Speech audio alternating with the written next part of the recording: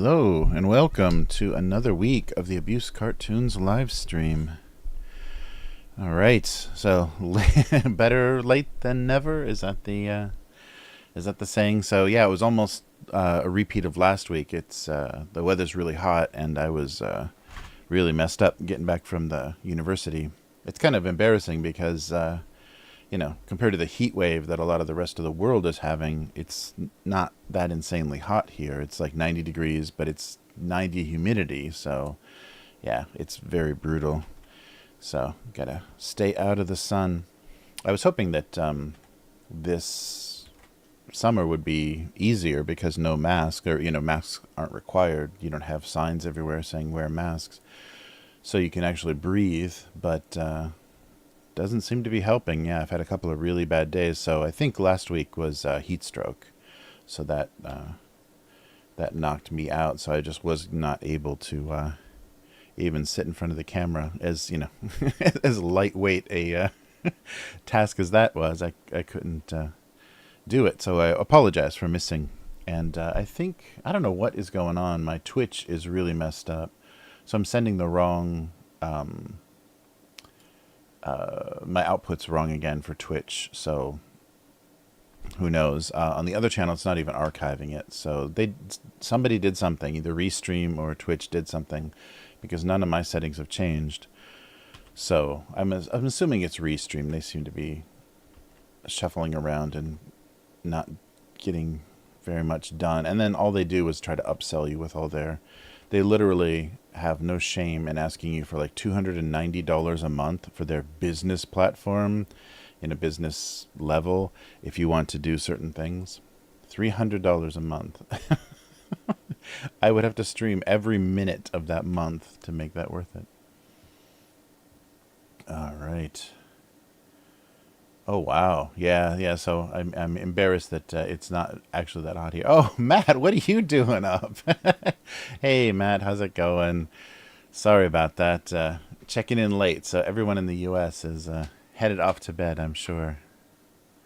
Oh, nice. Oh, thanks. Well, enjoy your water, Matt. I can't believe 107. Yeah, you guys had 107. Dude had 115. But your humidity, it's the humidity, right? It's a dry heat. It's amazing how much, just to make it bearable, or just to be out in it, how much difference that humidity makes. But yeah, you can get crazy dehydrated and stuff with those kind of temperatures. Yeah, I just remember in Los Angeles how crazy it would be, because of course the one company that I worked for, when they changed buildings, they changed locations, they went from parking garage to no indoor parking. And that was insane. That was absolutely crazy to have your car. And this was in the valley. This was in... it was the building... Yeah, it was the building that... So that was funny. It's kind of these twin towers. I don't know where, I can't remember what part of the valley that is.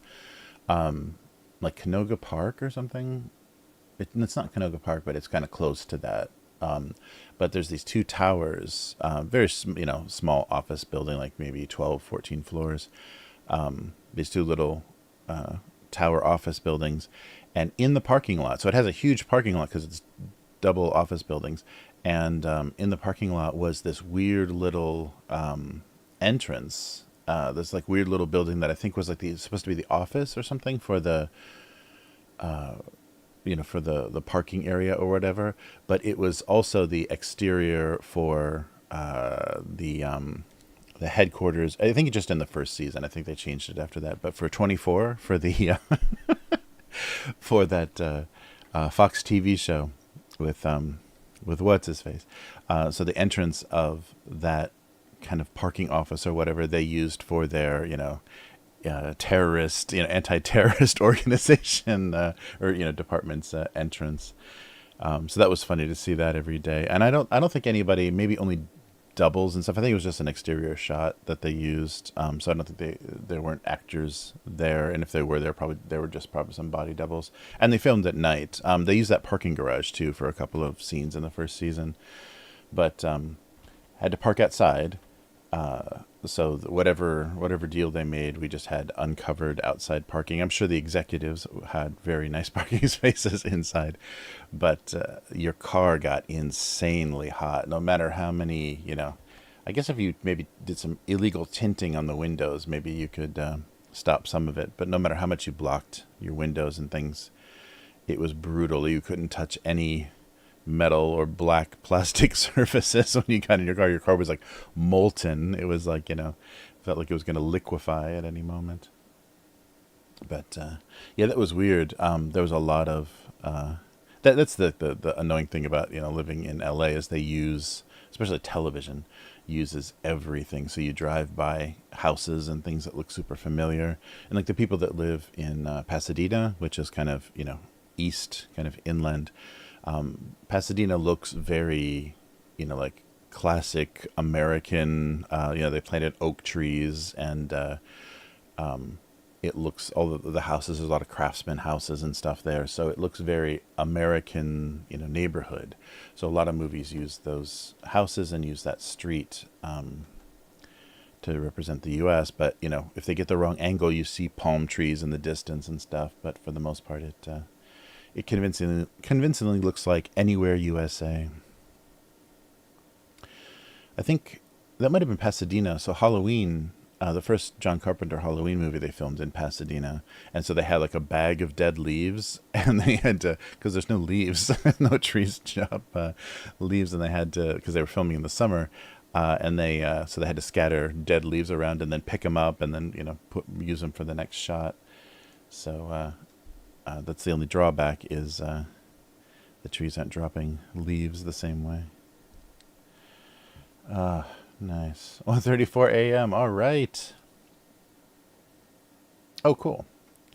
So dude's working late. Yeah, I've been working late every night too, doing the recording.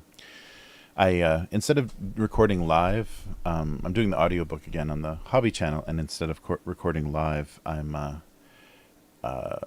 pre-recording it and then editing so that it, there's not so many mistakes, and it's a little more pleasant to listen to, and I can process it a little more. It's not processed live, but it takes a lot more work, so it's the time to read it, which is usually about an hour, then to edit it, which is usually more than an hour, and then uploading it, which is usually one more hour. So every day it's been about 3 hours to get one of those chapters online.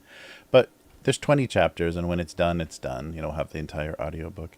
So I was just trying to come up with something that got me doing something regularly for the channel. I just had big motivation trouble, so when I force myself to commit to something, that helps a little bit. So we'll see. Nice. Yeah, but the tourists are back. Yeah, so in Japan, at least over this weekend, it looks just like it did, 2019. Except for the huge groups of Chinese. They're not back yet, and hopefully they never come back. That would be nice if there's some, political shit-talking or going on, some anti-Chinese sentiment, or anti-Japan sentiment in China. That would be great, because I'm not looking forward to that, what is it, plague of locust or whatever that passes for tourism from Asia. It's much nicer, the Southeast Asians and a lot of South Americans too are visiting Japan. So that's nice, because it's a lot of families and young people that, probably their first time visiting here. And there's opportunities here too. There's, not that Japan is great employers of foreigners, but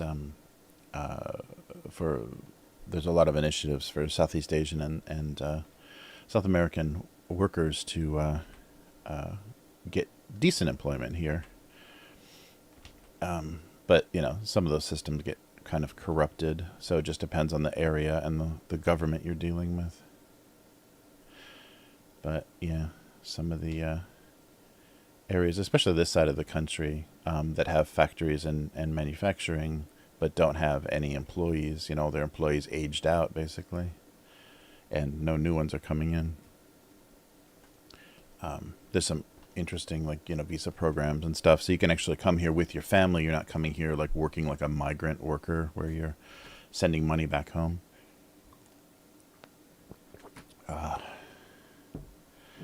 Yes. Yeah, Japan and China have lovely relationship. Yeah, both, you can't blame them. Japan was, boiling babies and, tying women to chairs in both China and Korea. The army was like completely out of control, occupying Asia, but the but they're using it, for 75, 80 years now for political advantage. Every time they want some sort of financial support or some sort of favorable treatment in trade deals, they bring up everything that happened during the war. And what's interesting is Southeast Asian countries don't do that. They're just so happy to be doing business with peaceful Japan that they don't lean heavy into all old grievances. But yeah, both China and Korea, South Korea, do that very much. Yeah, North Korea and Japan have different grievances. Yeah, it's so bizarre. But yeah, so it's funny, and it's funny when the anti. So a lot of the time it happens in Korea. It happens with textbooks a lot. Like textbooks in schools start all of these protests.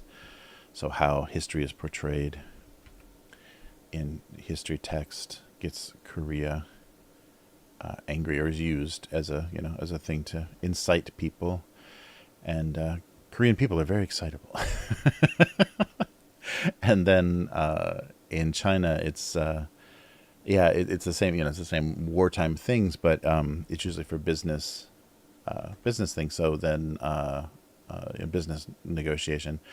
So they get citizens protesting, so they start destroying what they think are Japanese businesses. So things like Uniqlo and some of the businesses in China that are Japanese brands. But unfortunately, they don't know that those shops are basically Chinese owned. They have like Japanese management, but they're Chinese owned. So they're just attacking, Chinese companies with Japanese names. So it's very funny. It's yeah, just one of those things. They dust that old playbook off every few years.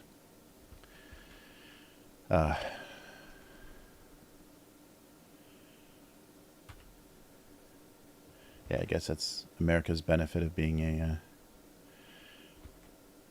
newer country, is the grievances are undeniable, but they're not millennia old. They don't go back 1,000 years, just a couple of centuries.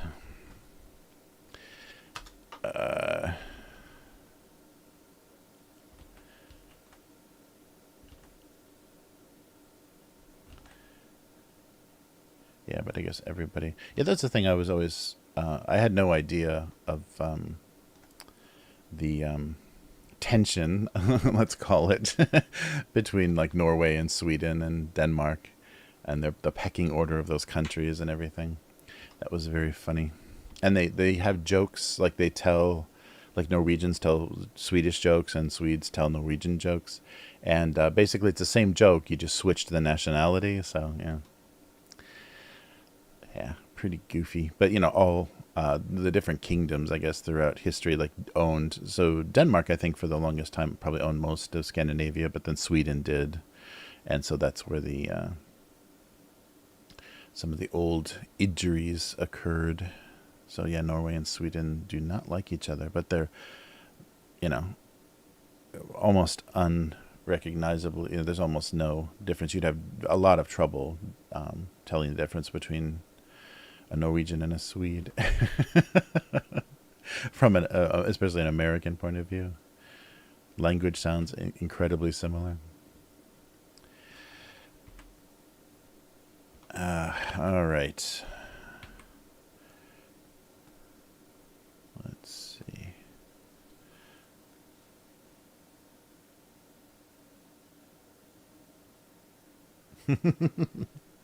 Oh yeah, so it was mostly my my host family in Sweden started telling me Norwegian jokes one time, and I think because my girlfriend the year before I went to Sweden, she went to Norway as a homeschool student. So I mentioned that, and they're like, "Ugh, Norway," and then that's when they launched into the Norwegians are like this kind of way. But it seems like I'm not sure how recent that was, and I wasn't aware of it when I was there. But after I came back, I found out that Norway's a little bit like Alaska in the U.S. in that all the citizens benefit from the oil business. So Norway has a lot of oil,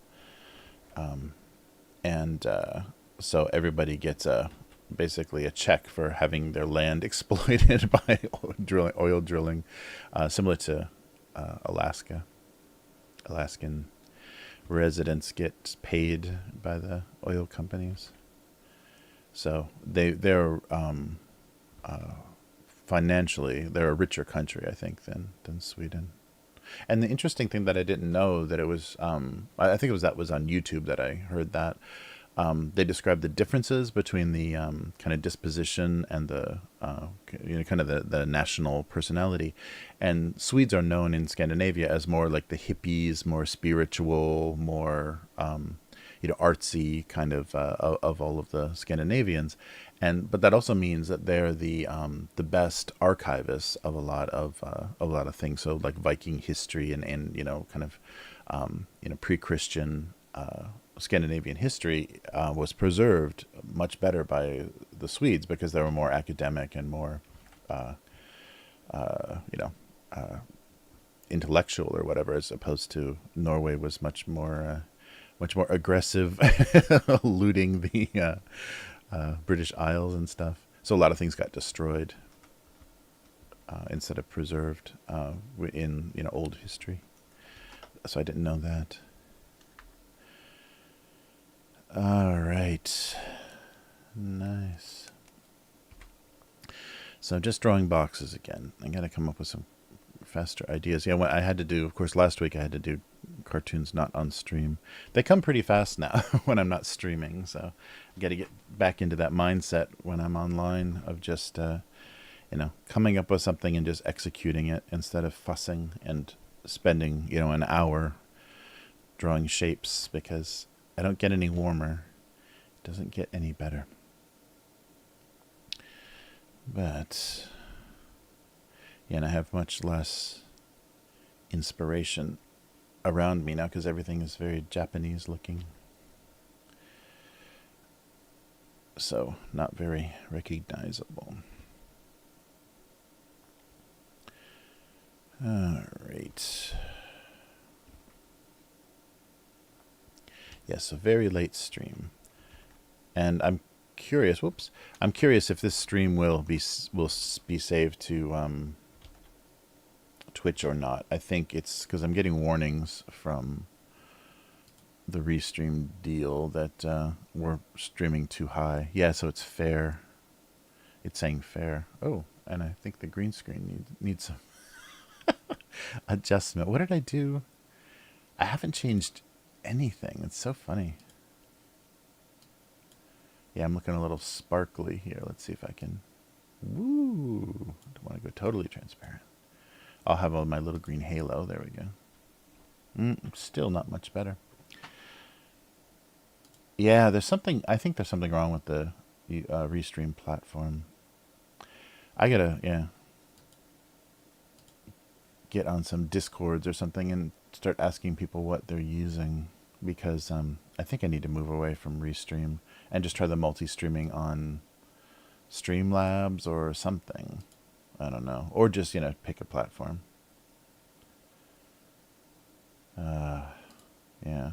Yeah, something's going very wrong with what I'm outputting to the different platforms.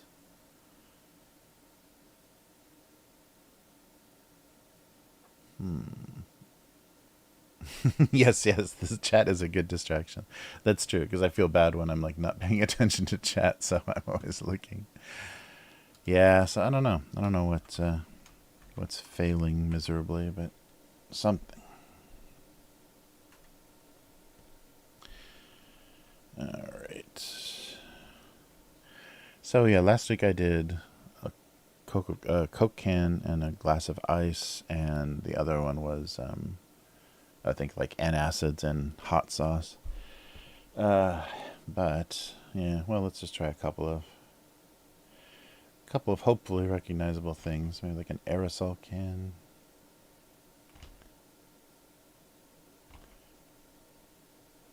And see what we can do. I gotta be careful too. Sometimes I get in these modes where I draw way too detailed for this cartoon. The line work and everything gets too... Oh, actually, yeah, I need to go much wider. Gets too tight, and like the look of it, but it doesn't look like this. This cartoon has very simple, very simple line work. Oh no, way too fat. Alright, well, this is going to be harder than I thought. Yeah, but it's good to be back. I was really worried. I felt terrible today, so I was really worried I was going to have another repeat of last week.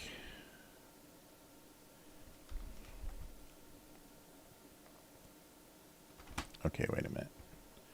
Let's take this off and get that can the right shape.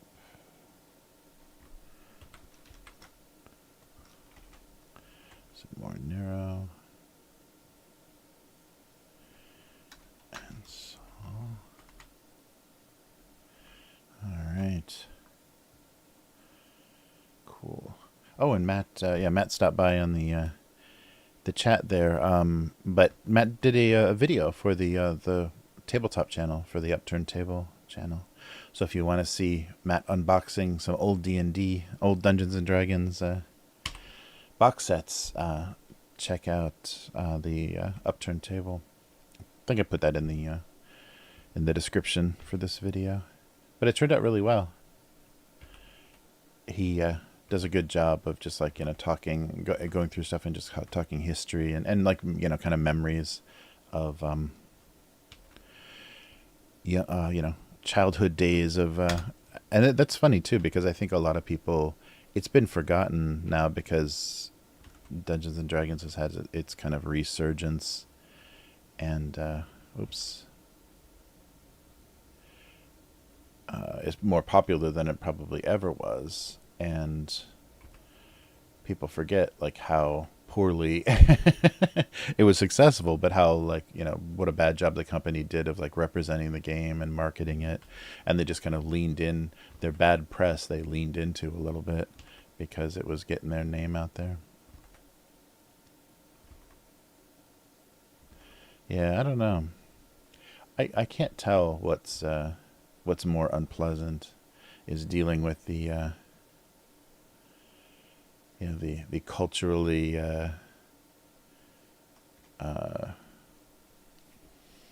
the old guard or the new guard. So the Christian conservative right or the kind of the weird progressive left.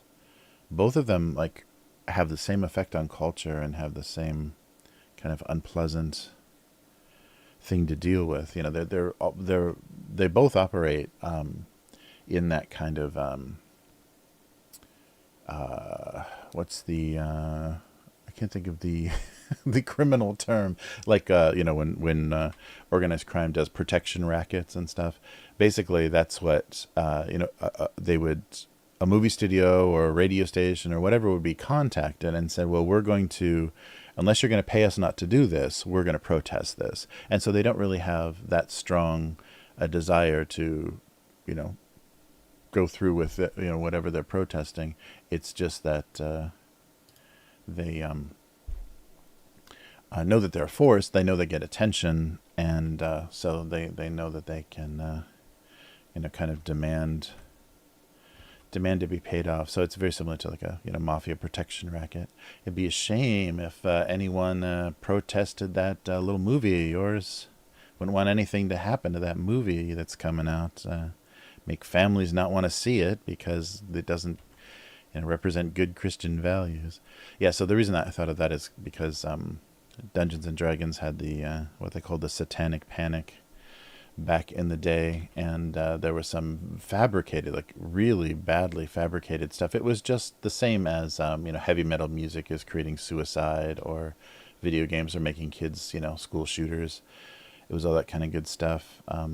The old '80s version of it, but we have the same thing again today. This all this like weird misinformation stuff is just to try to control a message, and just to try to just you can manipulate companies and individuals, and yeah, it's very funny. I don't like it. All right, that one's a little better. All right, so spray cheese. Oh, how about aerosol cheese? That's been a while. Cheese in a can. Do they still make that anymore? Was that Cheese Whiz? It's not like aerosol. It's more like whipped cream, like nitrous or whatever.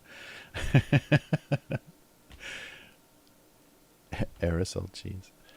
Yeah, so I guess drawing an aerosol can and then saying cheese is not going to make any sense to anybody, because it isn't that. But yeah, it's the same trick, different groups. All right. Yeah, it's really weird. I wonder how American tourism is being affected by the image that's kind of coming off of the U.S. in international media. Because American politicians are manipulating things to look like America is full of, children are being gunned down daily. And, well, they are, but just, a specific group of children are gunning down each other daily. But you can't talk about that. Or groups. But they're trying to make America sound like a war zone, like a 24/7 war zone. And then adding on top of that all the, blight in the big cities from homelessness.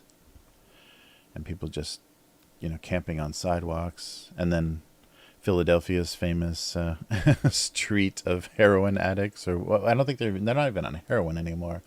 I forget what they're... some kind of tranquilizer or something that is popular, but it has that same effect where you're just kind of like a zombie. You're just unconscious, but you're still standing up. But those images are, getting out everywhere, and I wonder if that's affecting people visiting the U.S. Because it must affect, like if you go down to, Hollywood Boulevard or whatever, that's got to be terrifying now, or much worse than it was. It was already pretty filthy and messy to just go anywhere around there before. It must be terrible now. And then Times Square and stuff in the US, it must not be very fun. I can't imagine taking a family to some of the touristy spots. Yeah, I remember when I was living in Chicago, when they did their kind of big cleanup for the, what do they call it? The Magnificent Mile or whatever, the mile north of the river. So where all the like high-end shopping, like Macy's and Saks Fifth Avenue and stuff, they had a big effort in the city, and I'm sure it was like completely violating the human rights of every homeless person. But they pushed the panhandling out of that area, and the people sleeping on the sidewalks and stuff just disappeared because they wanted it to be more tourist friendly. And then a lot of the stores, there was kind of a big renewal of a lot of the stores and everything there. So that part of Chicago turned into like a weird, and I guess that happened in to Times Square too for a while, but that slipped. So maybe in Chicago the same thing's happening. But they did this weird thing where they were doing this kind of, urban renewal thing and trying to make it super tourist friendly because there's hotels right there. So, you can take a taxi from a taxi or a train in from the airport, which is so far away in Chicago, and then basically stay in this little area. So you can go down, walk down to the lake and the loop area downtown, but mostly stay in this kind of Disney-fied version of Chicago. That's probably fallen apart as well. Yeah, but I think that was all 90s, because that's when New York did that too, right? That was Giuliani. Yeah, basically just using the cops to harass everyone and work as security guards for the Disney version of New York. Yeah, so it's been a long time, so I have no idea.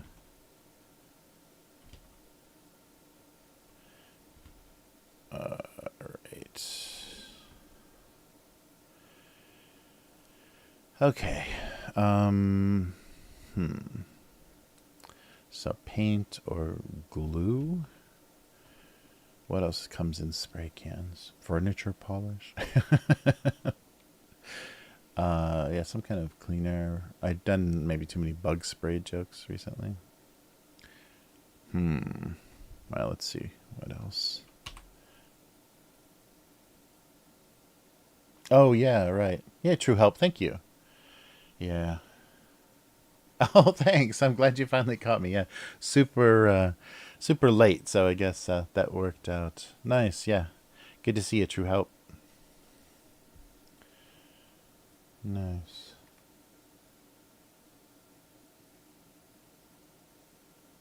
Oh yeah, yeah.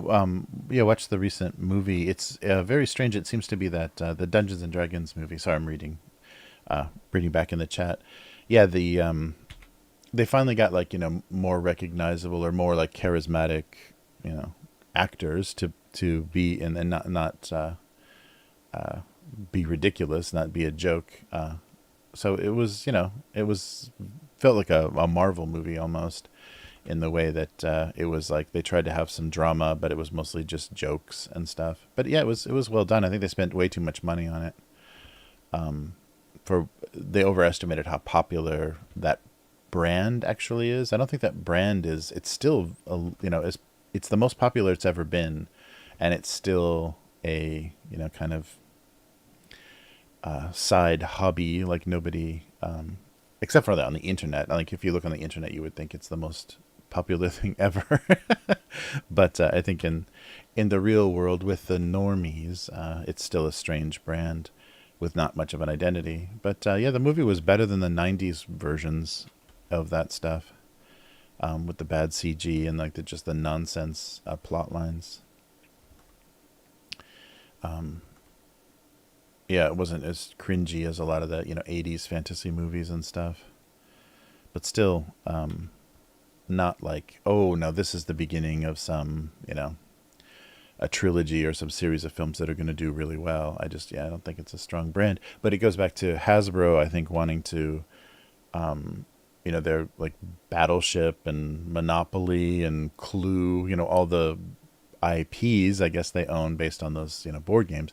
They want to make money, so they literally want to make money from board games. What's the there's some nonsense like how are they going to do this movie coming out based on a board game?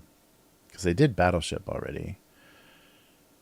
I forget but there's another board game based movie coming out, and it's just them trying to get some use out of their IPs other than just endlessly publishing editions of those board games. I forget what it was. Something that just like doesn't, when you hear it, you're like, this doesn't make any sense. Nice. Right, yeah. It wasn't. I don't think it satisfied a lot of D&D fans, that movie. But it was just like a thing to participate in the hobby and or in the property, not even the hobby. And that was the thing. I think that's probably my biggest criticism is you would think that movie, its main goal is to get you to want to play the game.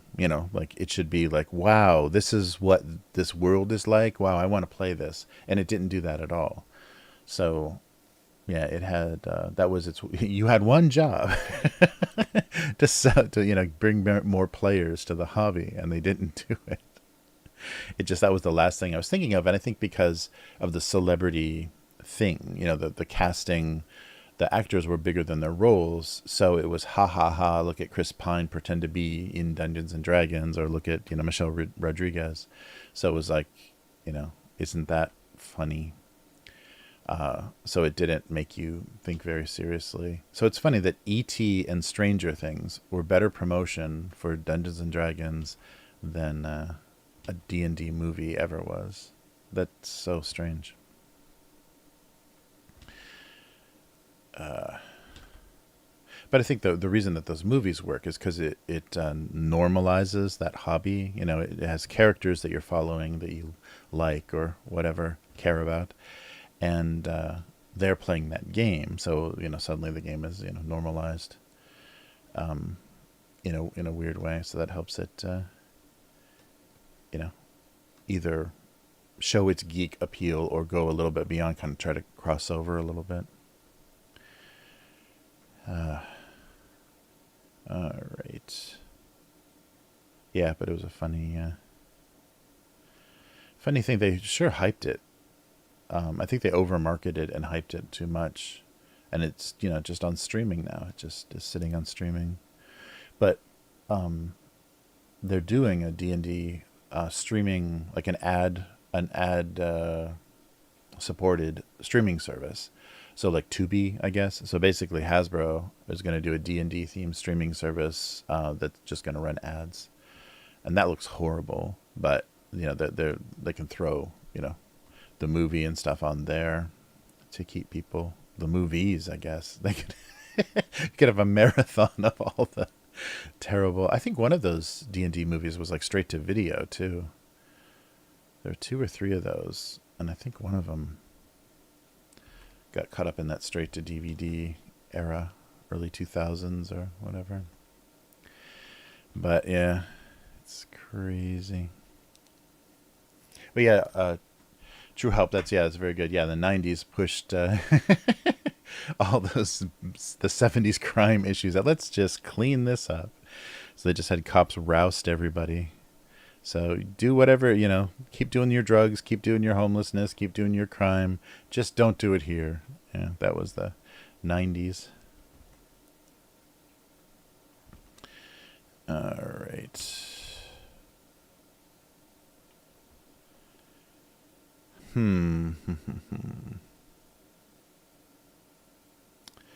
Yeah, I'm already stuck trying to come up with. So, yeah, I've done. It seems like I'm repeating recent ideas too much.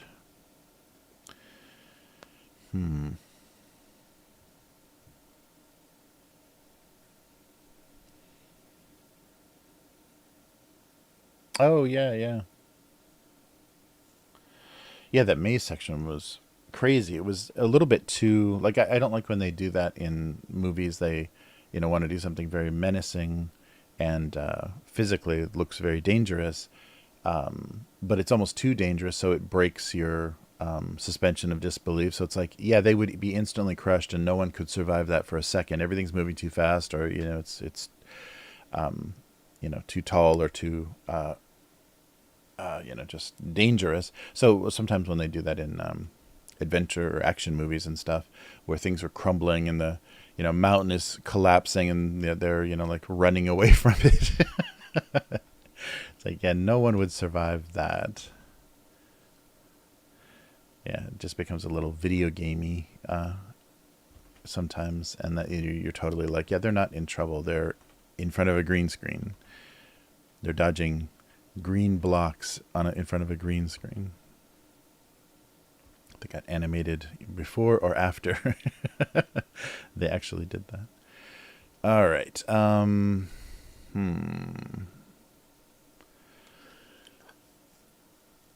Oh, so what are the things that are in aerosol cans? Yeah, because I've just done paint and bug spray endlessly. I don't know why aerosol cans are fun to draw. Um,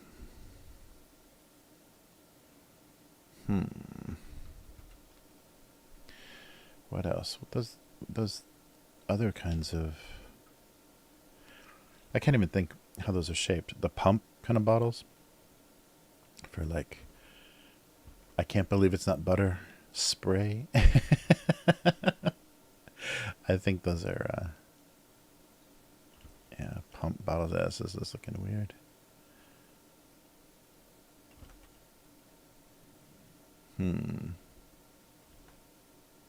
Oh yeah, so how about a... so spray paint being mistaken for... Oops, jeez. Done that too much. Dessert topping or something, like a... what's a good...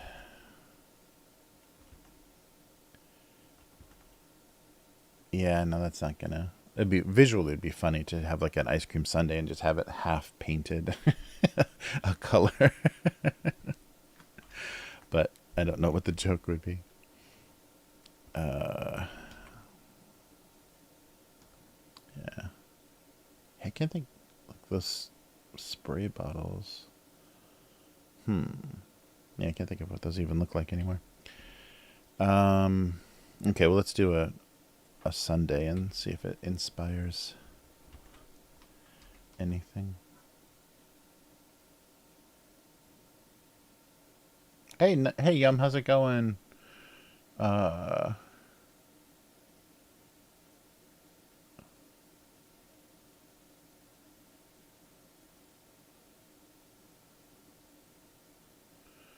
Nice.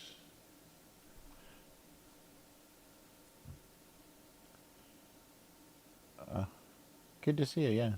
Oh, Cheese Whiz, yeah, yeah. I mean, Cheese Whiz and hairspray. Nice. Or yeah, or string. I wonder if they still make that. The spray, what, silly string, whatever the branding was. Oh, that might make an interesting visual. Oh yeah, yeah. So that can be a topping as well. A little bit harder to draw and color, but yeah, like a jumble of sprayed string that will just look like pasta.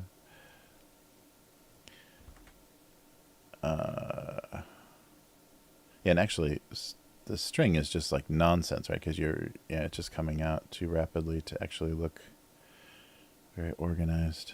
Oh, same layer.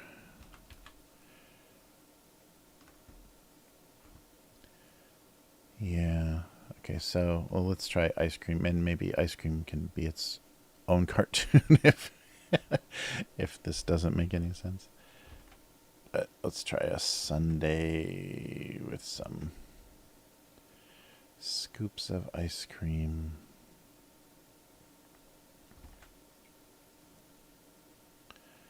All right.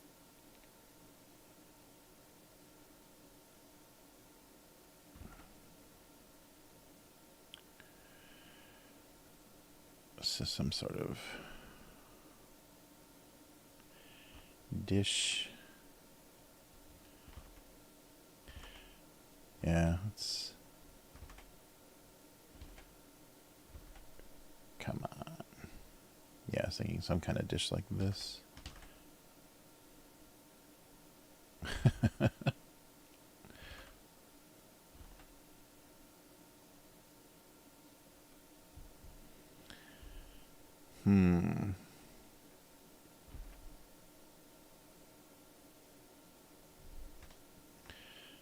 I don't know. This almost looks like a different art style.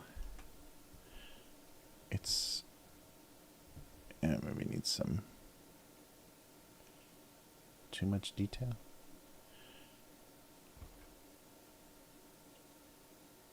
I don't know. Let's see.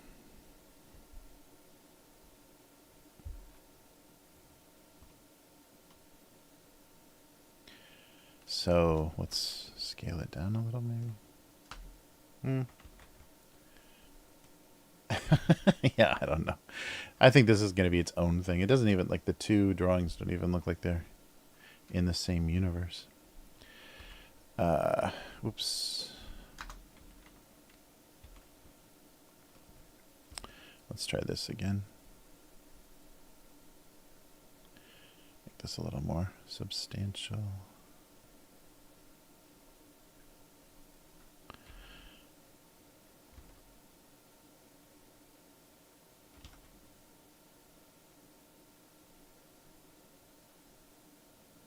Yeah, something like that.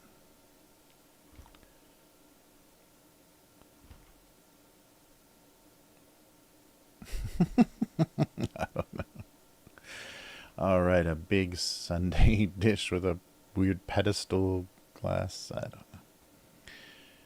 Yeah, eyes are going to be tricky on that, aren't they? Maybe get rid of this. Yeah. Something like that. So what do sprinkles usually come in? Sprinkles are... Let's see what Google says. Yeah, I think they're just like little twist top plastic jars. Or sometimes like little shake.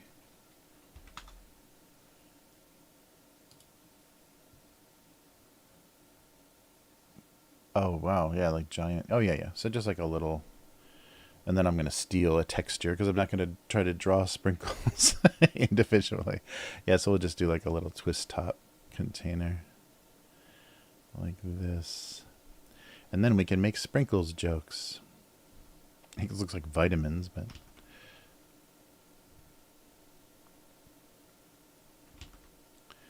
Yay, sprinkles.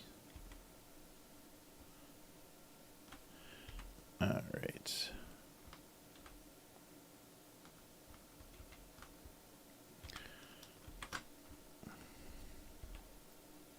Yeah, so I don't think we'll mix the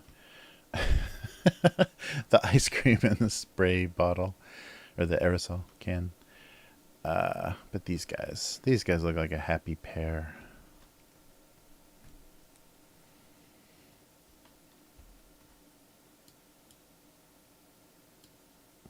Oh, did anyone watch the? This may be too old for most people watching this, or like too dated. But there was a marathon to promote, I think, the 3rd anniversary of the channel or the streaming. I think they're just doing like streaming shows. The mad scientist and his henchmen. So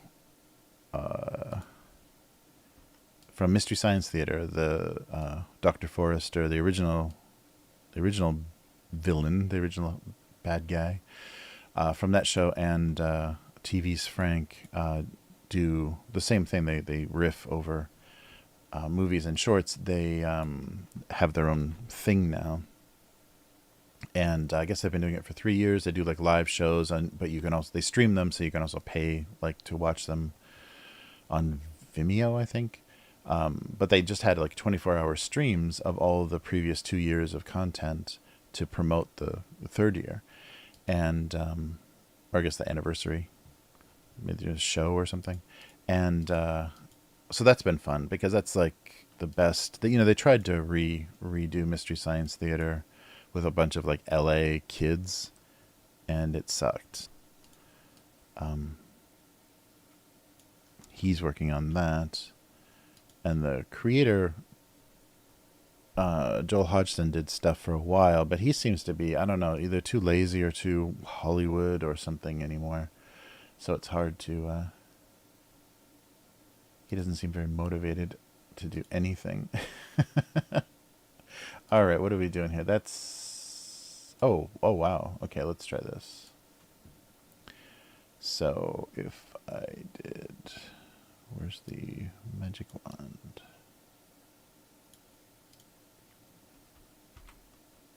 Nice. Yeah, super high. Oops. Super high resolution. Nice.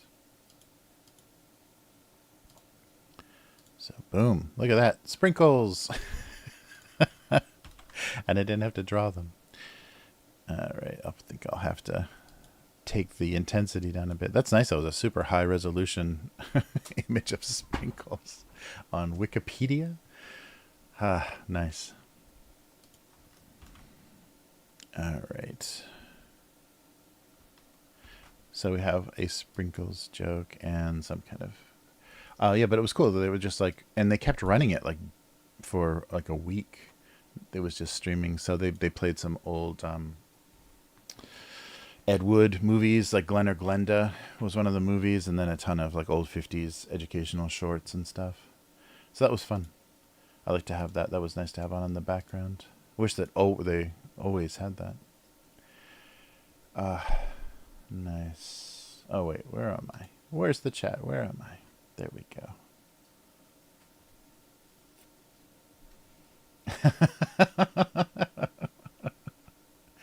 Oh no. Chocolate ice cream. Nice.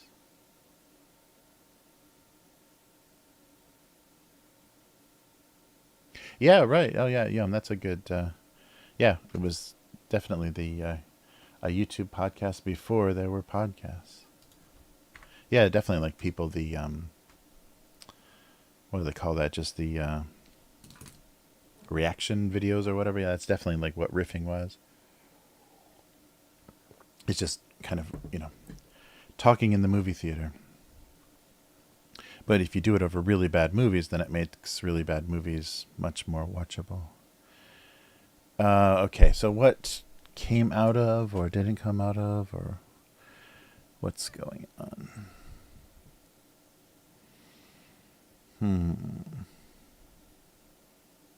Let me just do a color joke. I thought for sure. Yesterday he was blue. And today he seems to be something else.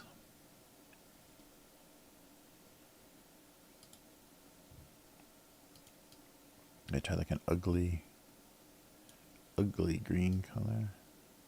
Yeah, but it's funny they can't... new people, like the people who weren't originally involved in that show, can't do it. Because I think what it involves is literally, if it's a movie or whatever, watching it like 3 times and, writing and refining the writing and refining the timing of the jokes. So you have to like put in the work. And I don't think anybody wants to do that anymore. So I think it was on Kickstarter. It was just called Mystery Science Theater. So they have their own like website and like streaming platform now, I think. And the quality is just garbage. It's like you can't... It's not just the idea that was good. It was the style of the comedy, kind of weird Midwestern, like pop culture reference stuff. Kind of like this stupid cartoon I'm drawing. It was like that, and yes, there's an uglier green.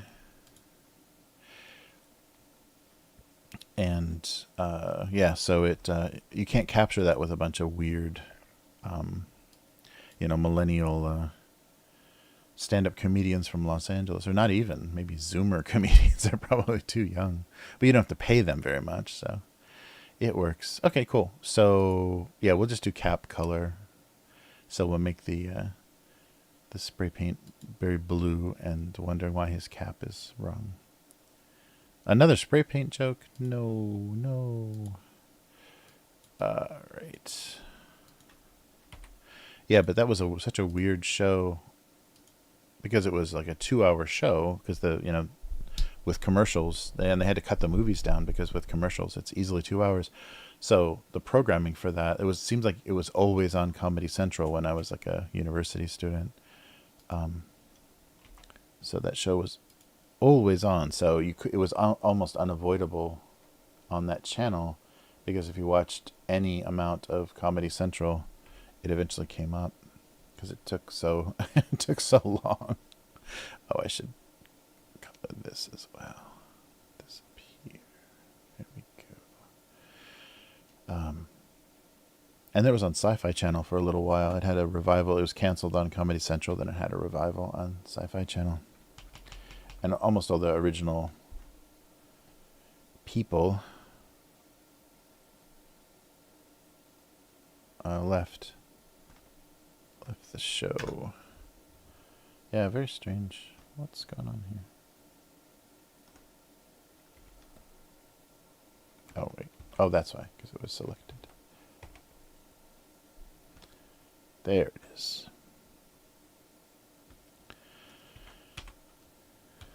All right.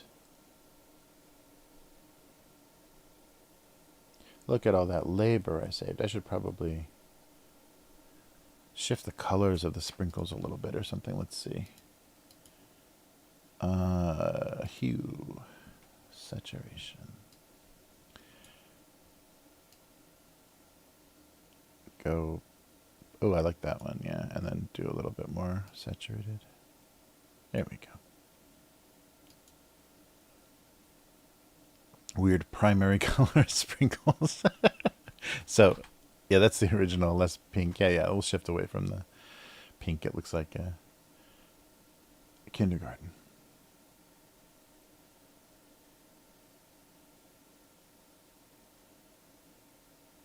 Oh yeah, yeah. K5 has dropped in on the. Oh, and Unknown Girl just recently. She popped up on the tabletop stream.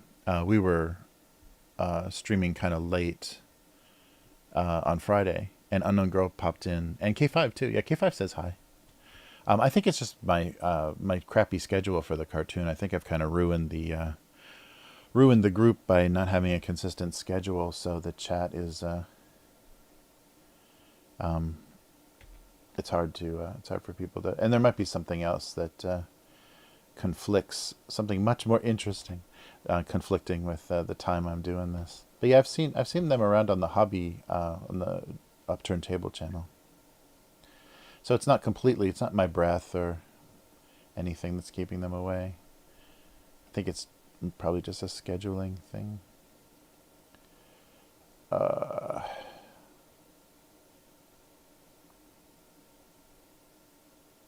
Yeah, I did get a chance because we were doing the update stuff. I didn't get a chance to ask Unknown Girl if her schedule changed or whatever because yeah, it's been a while since we've seen her on the Abuse Cartoons.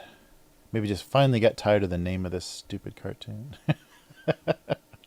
Why would anyone? All right.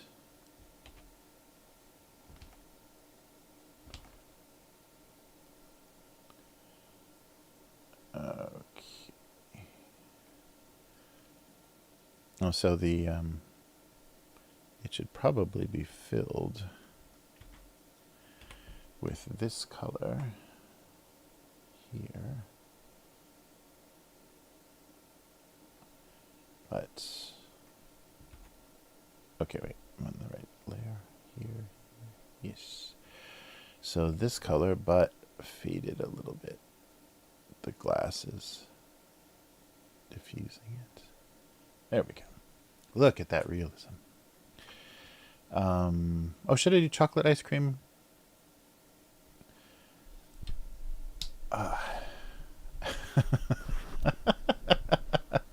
Talk smack. Nice.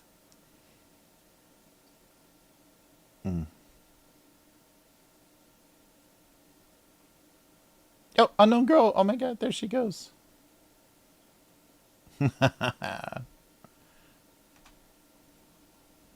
Oh, great. Well, thanks, Unknown Girl. That's great. Oh, that's right. Yeah, that vanilla and sprinkles. Yeah, makes a good match. Yeah, Yum was just talking chocolate ice cream, so that's definitely my weakness. But yeah, I think that would look that'll work better. And then let me do the color. Oh, there we go. There we go. Nice and shiny.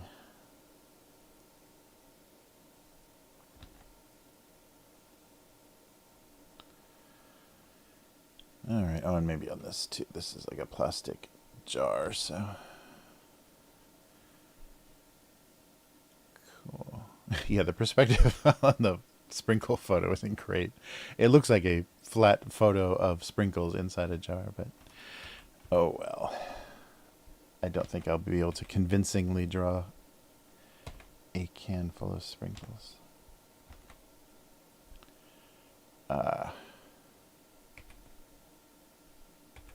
Yeah, it's so hard from Japan to figure out a good schedule. I think like literally 6 a.m. I should just I'm so like out of it in the morning anymore.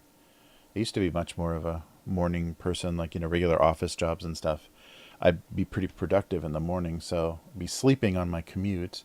But by the time I had some coffee at work, I was like, you know, pretty sharp and productive. But now I can't do anything, so I'm up early, and I should try to stream really early because that might be a good time.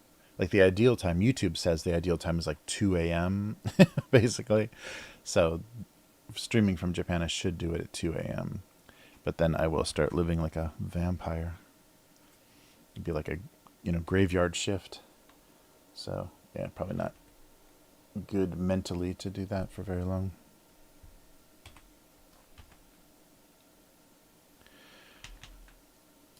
But yeah, I think that's probably would catch the most people. But it's funny with streaming, it almost seems like um, no matter when I stream, it has more to do with how long I'm online. So if I'm online for like 4 hours or more, so many more people find the stream. So it just, doesn't seem to be a matter of time. It just seems to be, make a giant window when you're actually streaming, as opposed to like, appointment stuff. Because people must be, looking around or getting bored, or stuff that they're watching ends and they're looking for something else. And so they stumble across this nonsense. Oh, Plexus. No way. Wow. Nice. Wow, it's been a while. Yeah, good to see you. Very cool.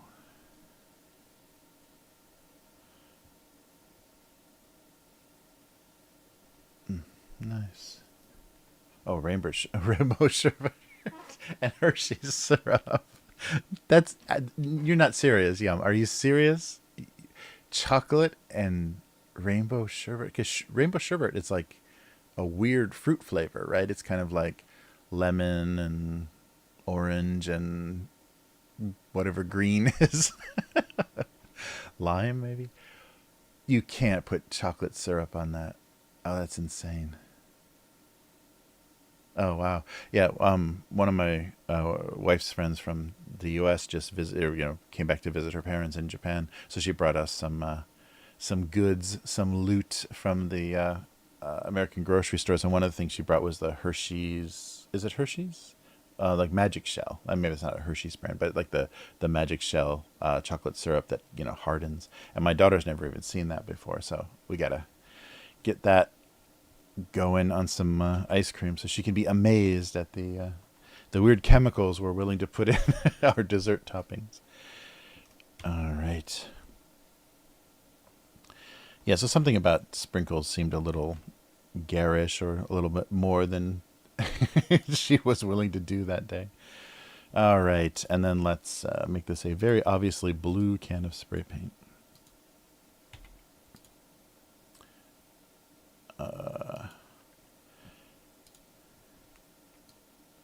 Yeah, it's hard to, and then scheduling that around, uh, you know, regular life and everything. It's hard enough doing the audiobook thing. It seems like some nights it's almost maybe just, yeah, like more primary blue. It's super hard to fit that in. You just got to force it. But yeah, you have a friend who's doing like a miniature painting stream on Twitch and doing it like pretty consistently, like 3 or 4 days a week. I can't imagine. But things are going pretty well for him with that. So yeah, just especially Twitch, maybe it's just the consistency, a huge amount of regular scheduled streams.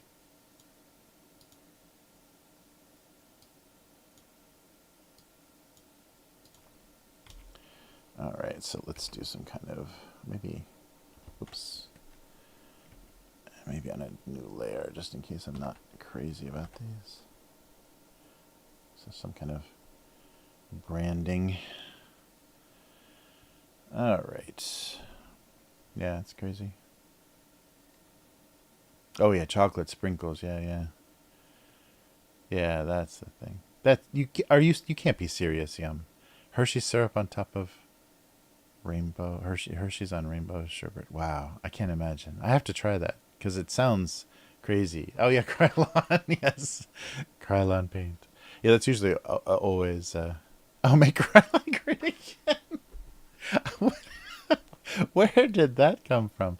Yes, I almost always. That's my default spray paint. Is the three circle colored circles like Krylon's logo. Nice. Make Krylon great again. Well, welcome to the stream. Make Krylon great again. Oh, that's too funny. Yes, and I thought it was a mistake to do a spray paint joke, but I didn't know there were spray paint enthusiasts, spray paint political activists, spray paint NGOs. Uh, nice. Yeah, that's so funny because that's all of my old cartoons. Every time I draw an aerosol can, it's always the Krylon logo. Too funny.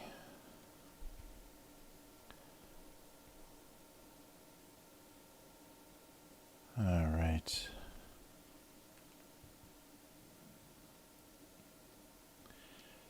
Very cool. Yeah, but I have to get across the joke that it's obviously a certain color of spray paint. So is the green's not? I should probably do, instead of green, like a bright orange or something, so that it's obviously, you know, a wrong color. That would probably be better, because green is not that crazy different. Yeah, something like that. So he was certain. He started out as a blue. Nice.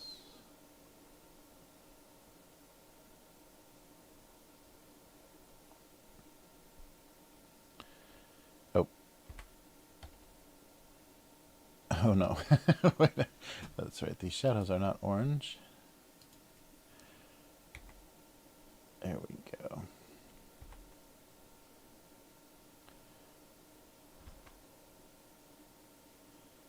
All right, and then again some highlights so the plastic looks like plastic.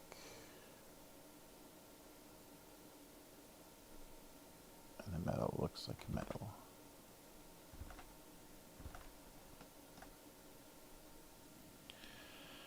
All right, I think that works. Yeah, I can't imagine that. That's a shame that everything's been reformulated to not. Oh, and food too. Like, you know, so many things used to rely on that worked a certain way, and they changed the formulas and totally screw stuff up. That's always like constantly disappointing because I'm away from, you know, all the kind of things I grew up with and the standard stuff in the U.S. And if I ever get a chance to try it or buy it again, it's always disappointing because, you know, the economics of it just you know, to make it cheaper. Obviously, they're trying to make it cheaper. They change the formulas. They change, you know, for whatever reason, because a lot of it is kind of legitimate. You know, there's like trade, you know, exploitive kind of globalist trade agendas that like palm oil is one of the things I'm thinking of. It just like funds, you know, warlords and dictators. Anything that's too valuable to the West ends up being a problem.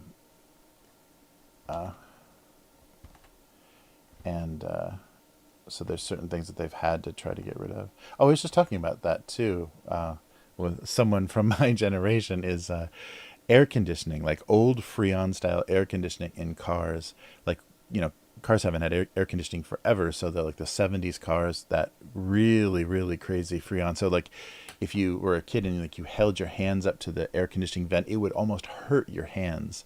It was so cold, and you would get frost. You'd get like a little, little coatings of frost around the vents where the AC would come out. Now that was cold, and that was air conditioning. And that's, of course, stripping the ozone layer of the earth. But wow, we had real air conditioning. That was crazy to remember that, like bone chilling actual cold air coming out of your car. And now it's like, yeah, totally different. But we're not being burnt to death by UV, so I guess that's good.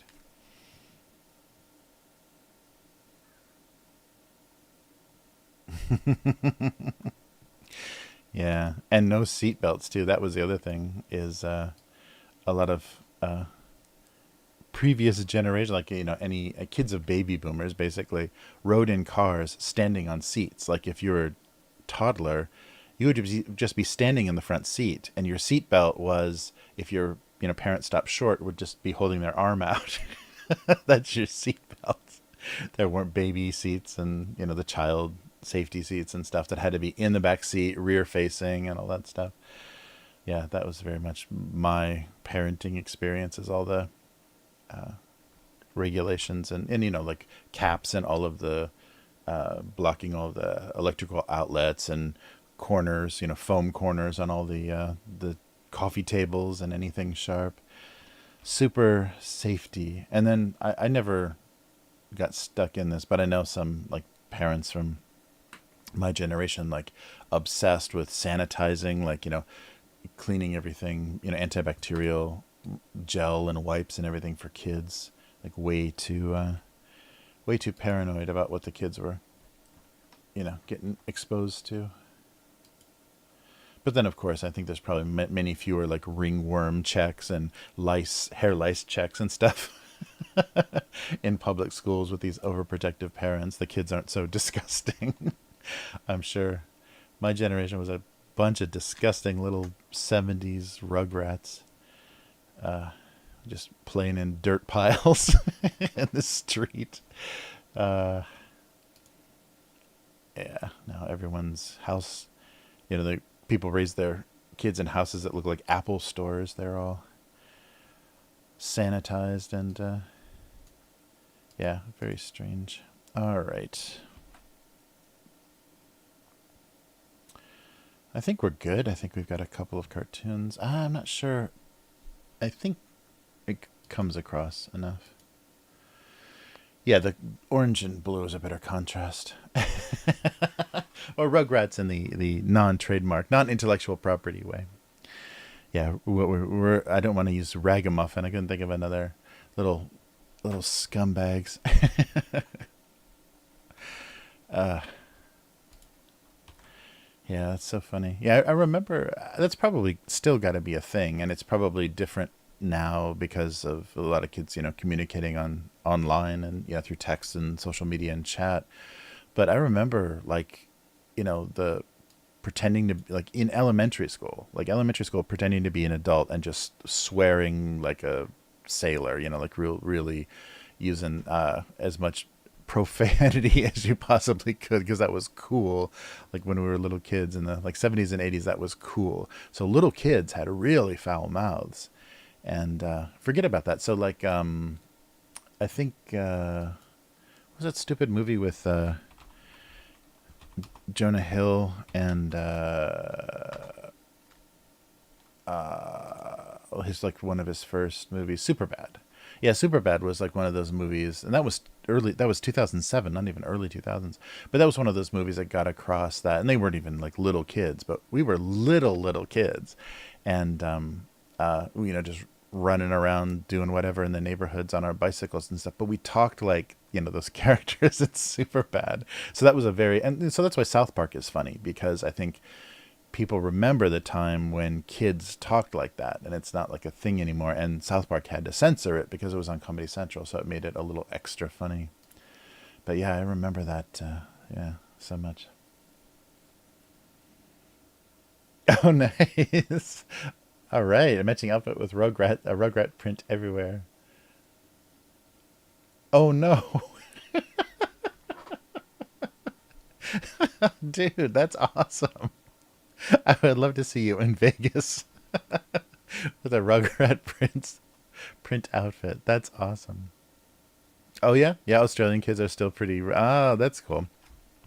Well, at least it's not dead. Yeah, yeah. And I guess because people have become more conscious of it because they're doing things more publicly. Like if they're doing something on, a social media platform or something, then you have to be more careful with the profanity. But at the same time, though, it's they had to, make some guidelines. Like YouTube had to change their guidelines, so it is more free. Like you can't know that something online is going to have adult language, just because everything does. So there wasn't like a way to warn people or whatever. So if you're trying to do something family friendly, the internet doesn't work very well with that because it doesn't follow those same rules. But yeah, I just remember that being and so you had to be so careful because then you're with your friends, and I mean, and I'm talking like elementary school, like little stupid kids, and then you come home and you have to be really careful because you don't want to say the F word in front of your parents because you get a beating for that. You get my mother's favorite thing is washing your mouth out with soap. That has to be a fucking yes, that has to be a Depression era technique. That was the worst. I remember I was probably like 5 or 6 years old and said the F word in front of my mother accidentally for some reason. And she was making spaghetti. And she's like, okay, well, no swearing. And so she stuck the bar of soap in my mouth.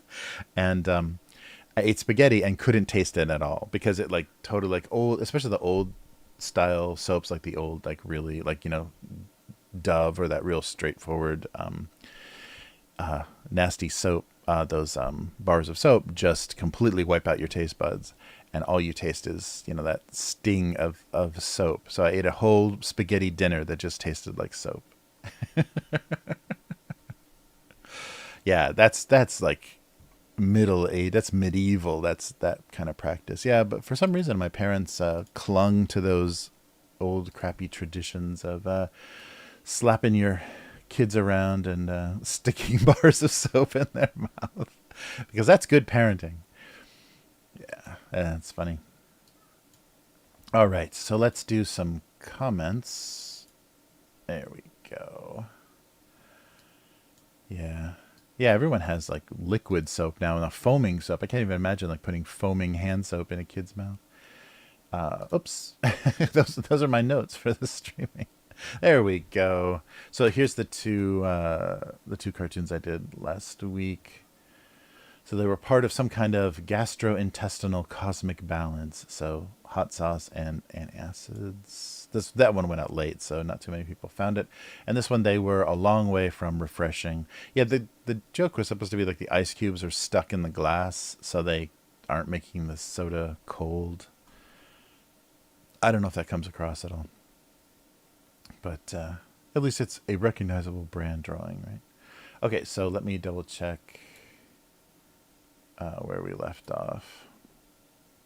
Because that was 2 weeks ago.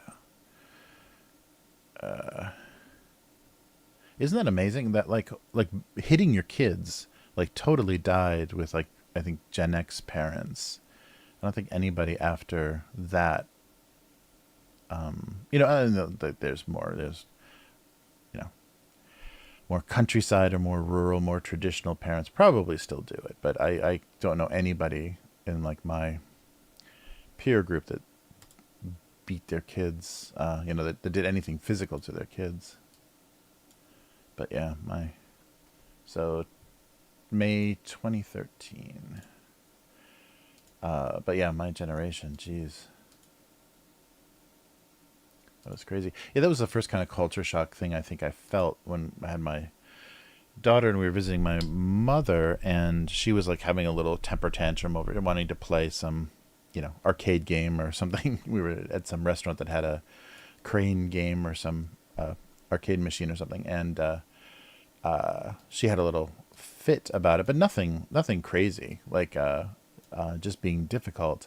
And my mother, said, I can't believe you can be so patient. I would, I couldn't stand that. I couldn't deal with that. Like, so if my daughter was me, if she would have been being raised in my generation, she would have gotten smacked. She would have gotten smacked in a pizza restaurant for complaining about, asking for another quarter or whatever.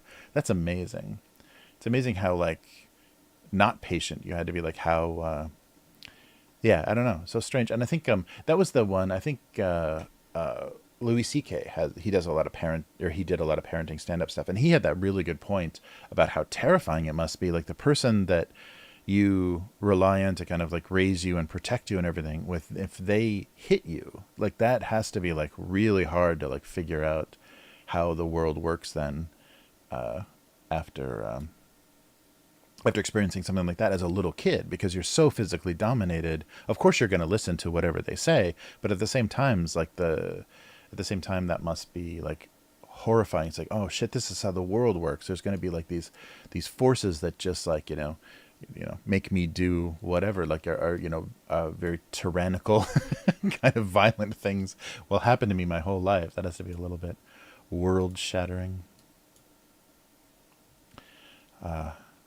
Yeah, dude said, yeah, it does. Yeah, soap does fuck things up. Wow. Unknown Girl said, I remember parents did curry powder to her brother. Wow. That would definitely be worse than soap. Wow. Yeah, something like super, super spicy.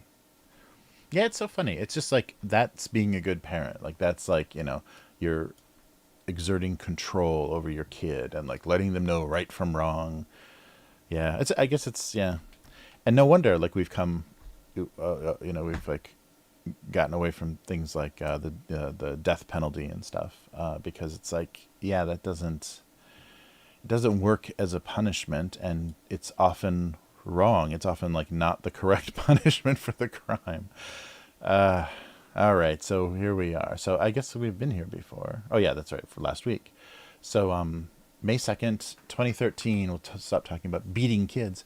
The shoe part they could handle, but the running not so much. So they were lazy running shoes. All right, and May 9th. Oh yeah, a whole week. May 9th. All of his soup holding attempts had proven futile. Yeah, I keep doing these jokes where the thing is upside down, and I kind of screwed up because in this case I didn't draw the face upside down, so it doesn't make any sense that it's a upside down paper bag trying to hold soup. Yeah. On a related note, if I had seen water boiled in a paper bag, I never would have believed it. If I hadn't seen, wow, water boiled in a paper bag. Poor thing. Yeah, it does look like incontinence. That's okay. I've already here too. Okay. Ooh, a brownie joke. May 16th, 2013. Brownie-based happiness was the most temporary kind. Uh-oh. Now we're going to have brownie comments. Try the Alice B. Toklas recipes. Pot brownies. No kidding. The icing's already gone. Oh, no, it lives forever on the hips. There you go. Diet jokes.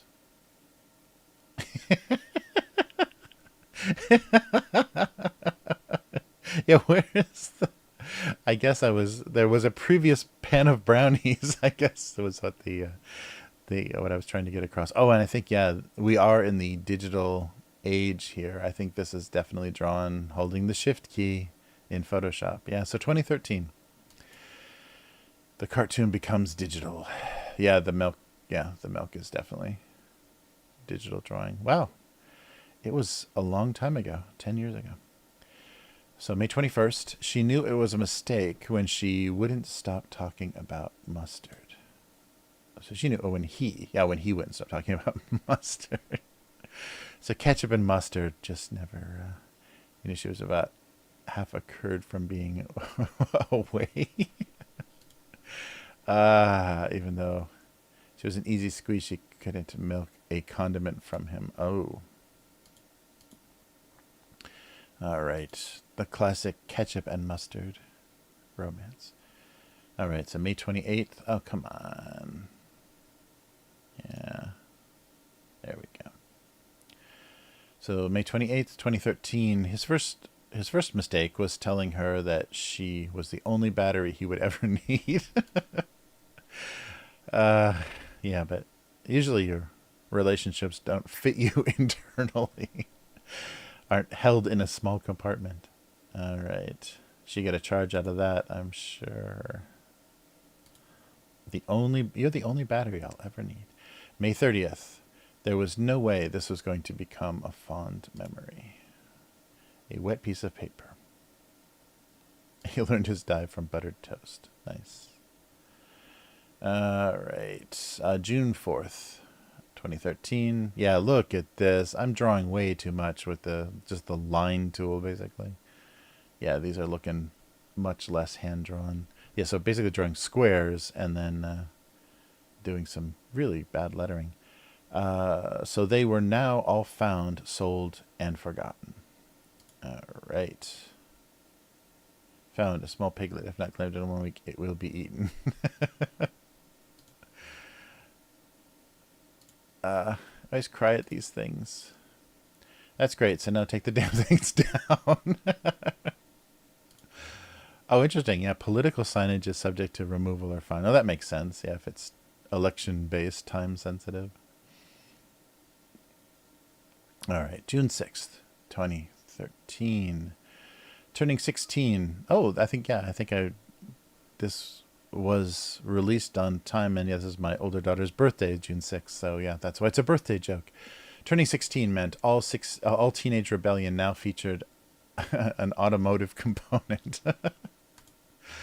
Yeah, that still blows away, because I think you can drive at 18 here in Japan, but nobody drives before 20, basically, because you have to take this like $2,000 driving course. You have to go to driving school and spend thousands of dollars, and usually it takes months and months to do it if you don't go to this like overnight like dormitory, sleepaway camp driving school.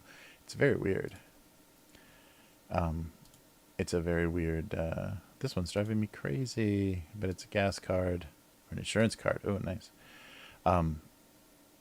Yeah, so it really restricts. So there's a lot of people that if you don't have to drive, you don't get a driver's license, because there's good public transportation in Japan, so it's not too crazy. But yeah, it's very, very funny how difficult they make it. June 11th, 2013, he didn't understand why they couldn't just go back to making coffee. Oh, it's not a paint can, it's a coffee can. All right. Wow. I filled many coffee cans with paint, never considered the coffee cup's point of view. My wife and I found some off-brand that still uses metal cans. I saved the can to place in the community coffee, but it will not fit in the usual container. Man, life is hard. Well, I don't get the joke, but you do get the prize for the most inappropriate. Oh, there we go. There we go. Yes, I was waiting for some jackass to have this opinion. Let's paste this into the Google Doc. Where is it? Here we go. Thank you, sir. I've been waiting for a lovely comment like this. I don't think he's going to get the he's going to get the book quote, but yeah, this is definitely well, I don't get the joke, but you do get the prize for the most inappropriate named comic strip I've ever encountered. Why not just call it Wife Beating or Child Sexual Assault? They're synonymous with the title you chose. Sorry for coming off snarky and self-righteous sounding, but oh, there's a part 2. Holy shit. There's a part 2. Wow. There are many people for whom the term domestic abuse evokes memories of trauma rather than whimsy, and on that level, it's a pretty callous term to bandy around like this. Yes, and that's the point. Yeah, that's why I named it like that, because I'm not talking about the stereotypical, like the image, like a pop culture image of a woman escaping, covered in bruises, escaping with saving the life of her newborn child and running away from some drunken violence. Like the domestic abuse that happens in everyone's life happens on a very small scale, and it's the interaction between people that is like mildly abusive and happens over years and years, and like makes people mentally ill. So all those people that celebrating their 50th wedding anniversary are probably both victims of domestic abuse. So I'm talking about the scale. I'm not bandying around a term, but I think there's this and he's kind of doing that white knight liberally thing where it's like, how dare you, sir, use this term, where he actually isn't he's thinking about it in this stereotypical way. Of course people have trauma there, but there isn't a thing you can say that would discuss any sort of social issue that wouldn't cause somebody trauma. You can't say cancer, you can't say diabetes, you can't say obesity, that hasn't traumatized someone. So yeah, deciding what we can and can't bandy around. And this is 2013. Yeah, he's saying this. So this hasn't even, like, the really hardcore woke stuff hasn't even started yet. Interesting. Well, I got a two-part comment. Nice. 20. Oh, these are terrible. Look at this. Yeah, I hope I settle down soon drawing these like very too perfect line. Like their perspective is all weird and still kind of wonky looking, but the lines are too straight. The recycled paper felt he had somehow been here before. Haha. We're all recycled, depending on your spiritual point of view. Oh, I was already here. All right. June 18th. His spelling error made him somehow more accurate. World's greatest dud. Oh, no. It could add an E. World's greatest dude. The dud abides. Nice. All right. Oh, wait. Sorry, I'm like totally can't see the comments. He was woke ahead of his time. Oh, thanks, dude. I appreciate it. Like the yeah, it's funny. Because I got I went to the with this cartoon when I was, after this was syndicated, I went to the cartooning society kind of awards thing. So RC Harvey, you have to be invited, like you have to be a guest of somebody that's a member, and so he invited me, and yeah, so I was talking about the cartoon, and this was like probably 2007 or something, and that was the immediate response I got. It's like, oh yeah, do this, and because I had little books, I did like these little kind of eighth page size little booklets of the cartoon, and immediately got a couple of people like, oh, I don't know about that name, but a syndicator, like the biggest comic syndicator in the world, basically. I mean, I don't know if that, maybe if you include Asia, probably not in the world. The biggest American syndicator picked up, my cartoon, so it's not offensive enough that.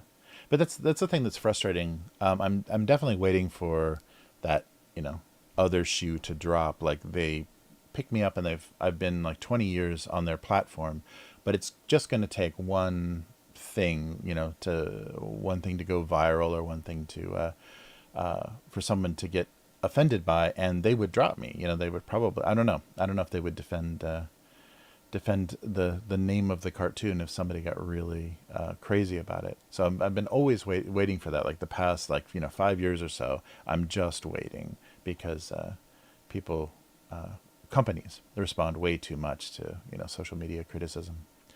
All right, June 20th. He felt he was taking advantage of their shared potato heritage. So this is supposed to be a real potato. I see that doesn't really come across because the way I drew the potato on the bag, but this is supposed to be a fried potato chip on the left in the blue bag, and then of course the reconstituted potato, Pringles type, on the right. Doomed from the outset. June 25th. This situation affected both that morning's coffee and memory of visiting Idaho. A coffee mug from Idaho. Not sure what you're saying. I like Idaho. Sorry. Of course, I was just trying to say now you don't have that memory of visiting Idaho because the mug that says Idaho broke. It's more the fact that you would buy a mug that says Idaho that is the funny part. Oh, here we go though. Here we're gonna go. Five comments. Not sure what you're saying. Shouldn't it be affected? Oh, it is. I did change it to affected. Affected. Where's the 5? Oh, replies. Maybe the cup was a souvenir from Idaho. Yes. That was, yeah, I guess I should have had like an O and an H or something on the mug so you knew it was a Idaho souvenir. All right, June 27th.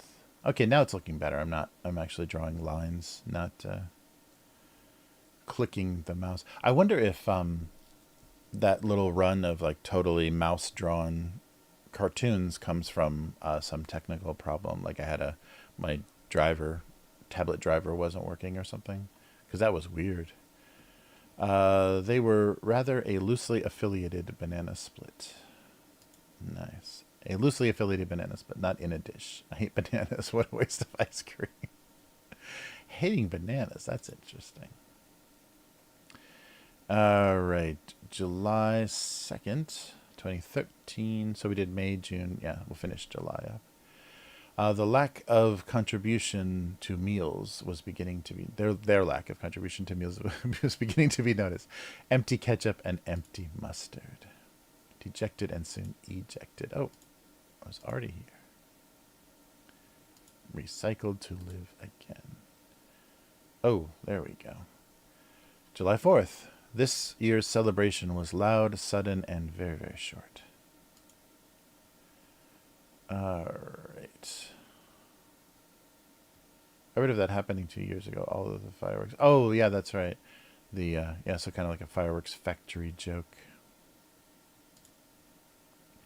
I think that's what I was referring to. Some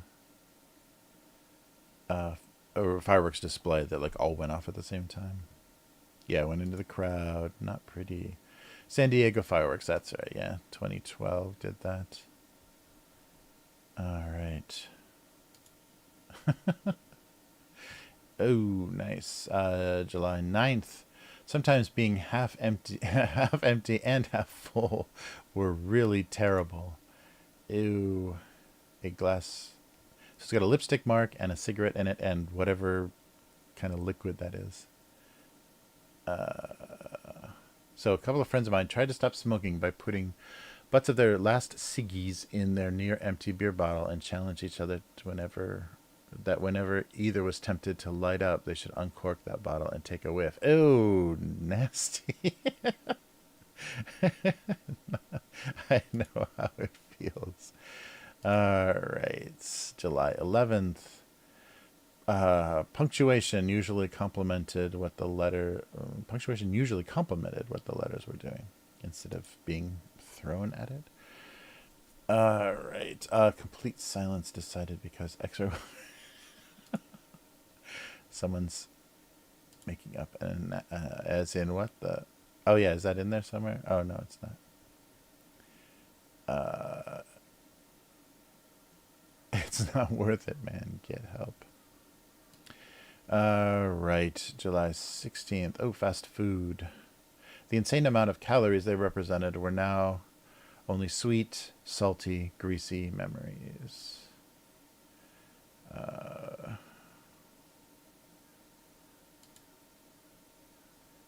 Sweet, salty, greasy memories. Oh, I was already here. July 18th. He felt underutilized as part of the plumbing team.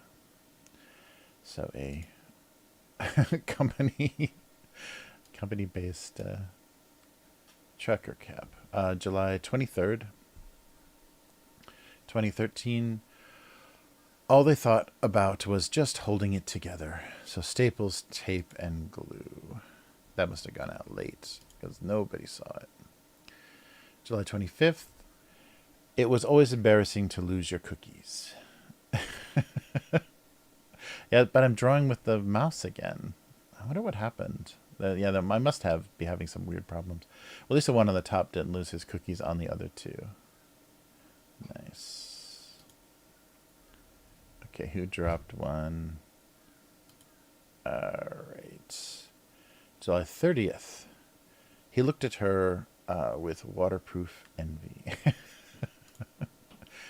Waterproof envy. Never wet. For all your envy quenching needs. Paper or plastic. Opposites attract. Something fishy about her. He's envious because she's eaten and he hasn't. All right. And August 1st. We'll pick it up here. It was obviously a serial incident. Oh, no. Oh, no.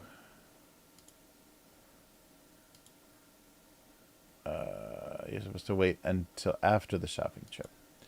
All right. So we'll come back and pick it up August next week.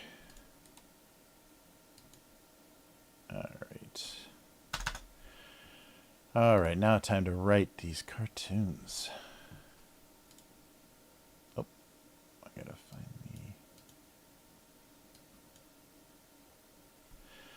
the... All right. Oh yeah, yum. It's a minefield. Anime is a minefield out there. Yeah, that's true. I mean, it's like it really feels like British comedy to me. There's a lot more of it than you know of, and most of it is the same stupid thing, very derivative and, badly written stuff again and again. Yeah, and dude is right. It depends on what you're into. Yeah, I can't. That was I think the biggest disappointment of coming to Japan and being like, wow, now I have access to anime. And when it's broadcast on TV, the minute that it's out, and so I watched like the Gundam 00, the new, when I first moved to Japan, the new Gundam series with that 00 series, and that was cool to watch that, like at the time kids would watch it after school kind of stuff. That was cool to experience that, and that series was okay, but everything else, yeah, it just, I started to really feel the weird, because it seems like and maybe movies and even American animation and stuff are getting to be like this, where it's and so you can probably definitely say this about The Simpsons, right? So the people making it now are second, probably third generation fans of the original thing. So there's these anime otaku kids that are now working in the anime business, writing stories and producing stuff. So you'd think fans would do a good job, but actually it gets kind of weirdly incestuous. So they're not worried about telling good stories. They're just worried about doing this like weird formula of satisfying anime tropes that have been done for 20 years now. So there's a lot of, just really regurgitated garbage. And I think it's just because it gets too incestuous, where it's fans of fans of fans that are making stuff now. And so it's difficult. There's a lot of garbage. But some interesting stuff. But it's definitely a younger. The writing and everything is younger, and I think it resonates. Like War on Titan. So War on Titan got hugely successful instantly, very quickly in Japan, and they promoted it pretty well. But it became very popular. But I think it resonated with young people because it was like the younger generation saving kind of this last, bastion of civilization. It was like up to the younger generation to save things. And also there's the weird xenophobic, which they keep kind of covering up, but the weird xenophobic kind of undertone in that movie, or in that series, because originally in the manga and in the anime, and maybe they changed it a little bit in the anime, but the depiction of the giants. So it's basically about this like walled city it's not medieval Europe. It's like 20th century, like almost steampunk European. this walled city that's this, they had to build these walls to protect themselves against these titans, these giant nude zombies, basically, that are usually portrayed like Caucasian people. So they usually look like naked European people that come into that raid the town and eat people, just like pick them up and eat them. But they're very like mindless. And I don't know I only watched a little bit of the beginning of the story, but that's the gist.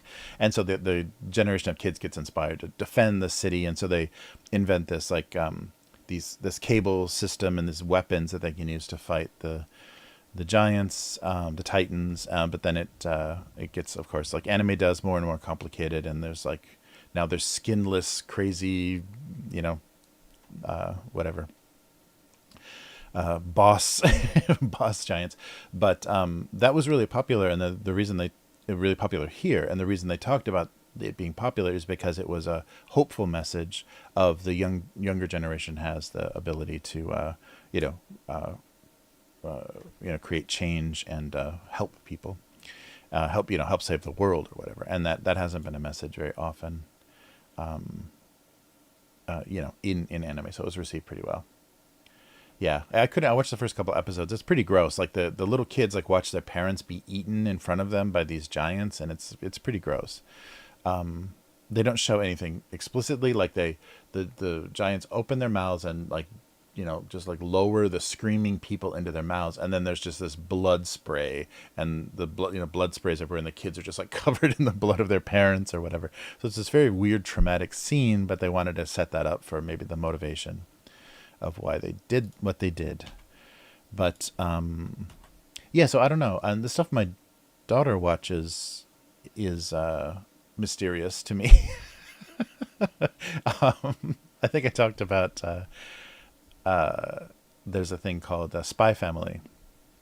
Spy Family is kind of popular now, and the funny thing is, I thought in Japan I would have like this, very early exclusive access to this new anime, but with things like Crunchyroll and stuff now, they get subtitled and released like the day after they are live in Japan. And then Netflix and Hulu and stuff have so much anime. I don't know, maybe they don't. We have a ton of anime here, but they probably do anime as well, depending on who has the rights to stuff. So it's not even, I could watch just as much anime with English subtitles in the US as I could watch it in Japanese here. So kind of pointless. But yes, so Spy Family is this weird fantasy, like Cold War Germany. It's definitely supposed to be Germany. And this family is not a family. It's a father, mother, and daughter, and a dog. But they're all spies. Even the little girl is a spy. And they're all, you don't know if they're double agents or working for what organizations they were, but they're working together. They've been like sent to pose as this family in, I guess it's East Germany, this fantasy equivalent of East Germany. And the kind of the joke is, or the humor of the show is, they're supposed to be spies and pretending to, be someone they're not, but they are like falling in love with the person they're, pretending to be married to, or caring for the daughter that's not their daughter. So the comedy comes from, it's a family comedy kind of thing.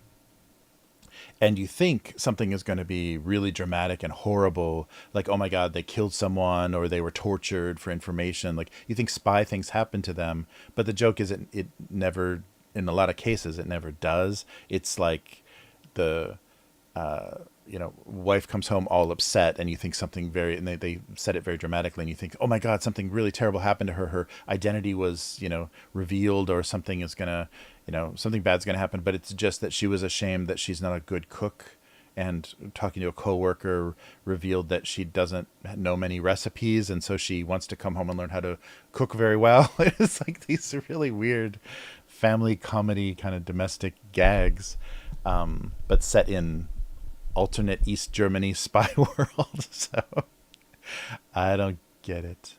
Ugh. Yes. So very funny.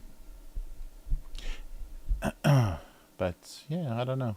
Yeah, I just like old school stuff. I don't think I've watched an anime that wasn't from the 90s for a while. But I love the nostalgia of the old sound effects and the old, actually cell based animation, because now it's all digital. It looks amazing digitally, but it's not. It doesn't have that nostalgia kick. Yeah, I don't know what would be a good. Yeah, because everyone, like, there's so much, and everyone has very specific tastes. Like, they like certain kinds of, like, horror or, magical girl or giant robot stuff. Like, there's, like, a few genres that people are just obsessed with, and that's all they want to watch. So it's hard to take recommendations from people when I'm talking to people. They're like, "Oh, you have to see this," and I watch it, and I'm like, "Oh, okay." And also the kind of idol stuff, it has invaded, I think, anime too much. So there'll be, kind of like the harem anime was in the 90s, where it's like a young guy and then all these different types, girl types that he's living in a house with or going to school with or whatever. So he's trying to choose his girlfriend from that. It's kind of become like that with shows that are just a bunch of like idly boy types and stuff. So they're kind of operating like boys bands, idol bands, and they're not telling very good stories, but they have all these charming characters. I don't know. She didn't feel much like Sprinkles. Now, something about Sprinkles felt too garish. Um, uh, oh my gosh. Didn't feel much like Sprinkles. Something about being plain vanilla.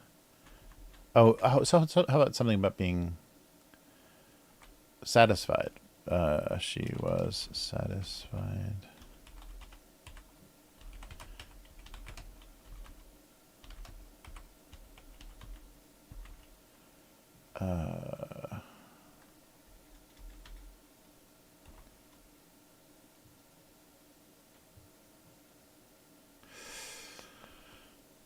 Or the temptation of Sprinkles. Maybe that's, yeah. Maybe not satisfied with who you are. That's not very funny. The temptation of Sprinkles. Yeah.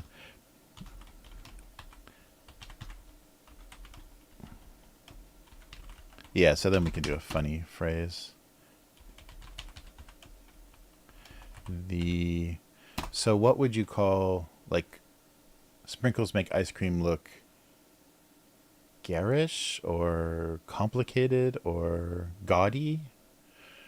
Hmm.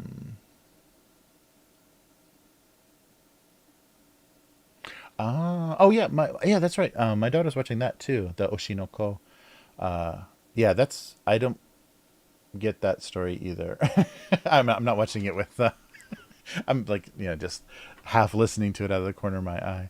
It looks good. I like the look of the digital anime now. It's so perfect and so beautiful. But yeah, it's definitely written like she like completely. It's funny. She's a teenager now and has that reaction, like that like super visceral reaction when there's like some romantic misunderstanding or some betrayal in friends and anime or whatever. She'll like have a like response to it. It's so funny. Like she gets very involved in storylines because I see her like, oh my god, have these reactions watching the show. I'm like, what did I miss? Nice.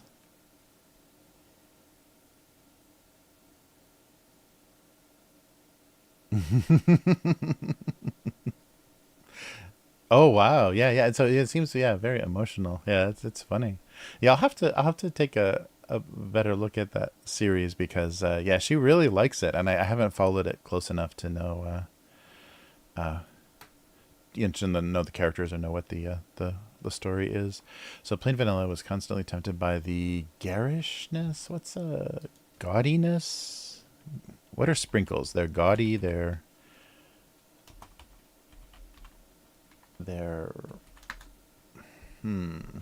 extravagance. Extravagance. Oh, flamboyance. Maybe flamboyance. Flamboyance. That's not. There's got to be a funnier word. Um, Garish, flashy, excess. Swanky, fancy, snazzy. Now it's sounding like a older generation. Inelegant. So tacky. So it's tempting. Something's tempting about it. Extravagance. Extravagance? That's like a jewelry store word. Ugh. Spelling extravagant.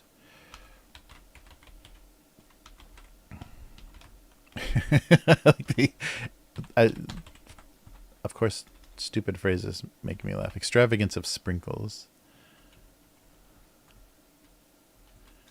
So endlessly tempted. Plain vanilla was endlessly tempted by the extravagance. So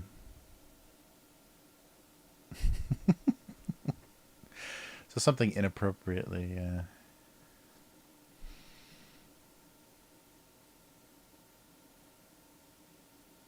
Oh, wow.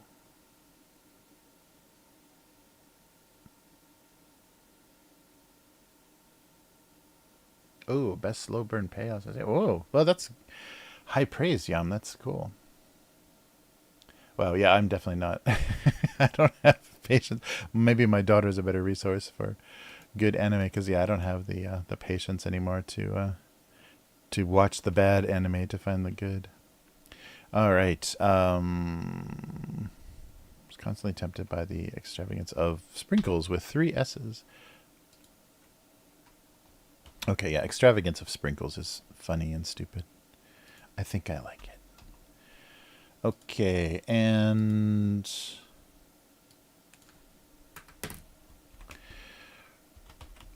he was certain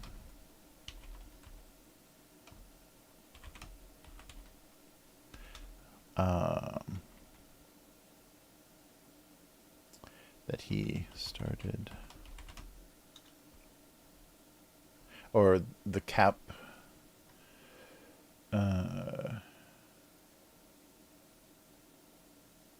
cap not defining his I don't want to make it a weird like racial metaphor or anything, but it's, yeah, the joke was supposed to be like wrong cap, that the color was wrong and it was affecting something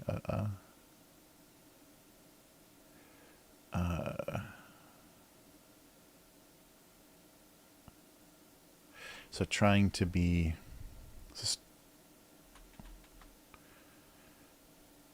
so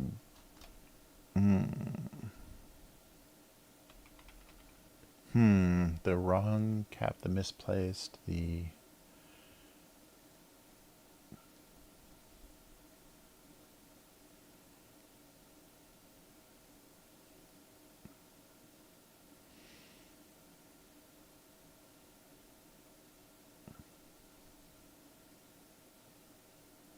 oh, so yeah, so blame the, so he, oh, so maybe I should say the blue spray paint.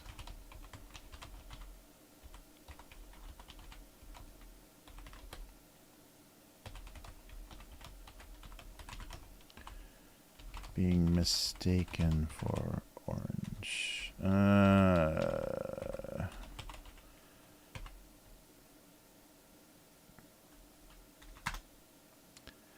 spray paint blamed his. No, this is, yeah.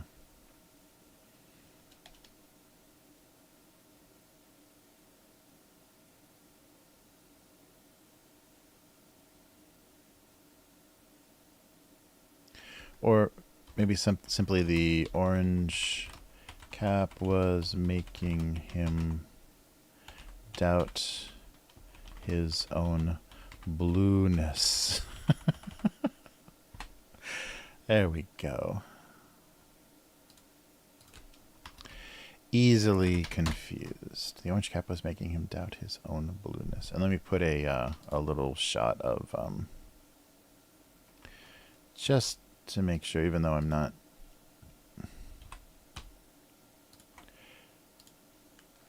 That was so funny to have Krylon in the chat when I'm trying to do spray paint jokes. All right, yes, I do the thing where it shows. Yeah, he's blue. There's a blue paint. Oh, maybe this too.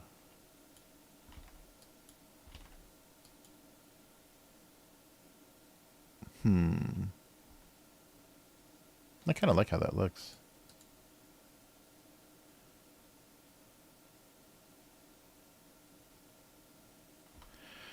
Okay, we'll leave it like that.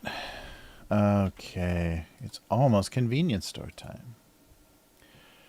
Alright, something spelled somewhat correctly, and I'll reread these. No spelling mistakes. Alright, so yeah, we got Sprinkles, the extravagance of Sprinkles, and his own blueness. Nice. Oh no. Got censored for something. Oh no, sorry, I didn't see. Oh, Plexus is a mod. Nice. What words are you trying to corrupt the chat with, Yum? All right. Okay, so cool. We'll leave there. So let's do some convenience store.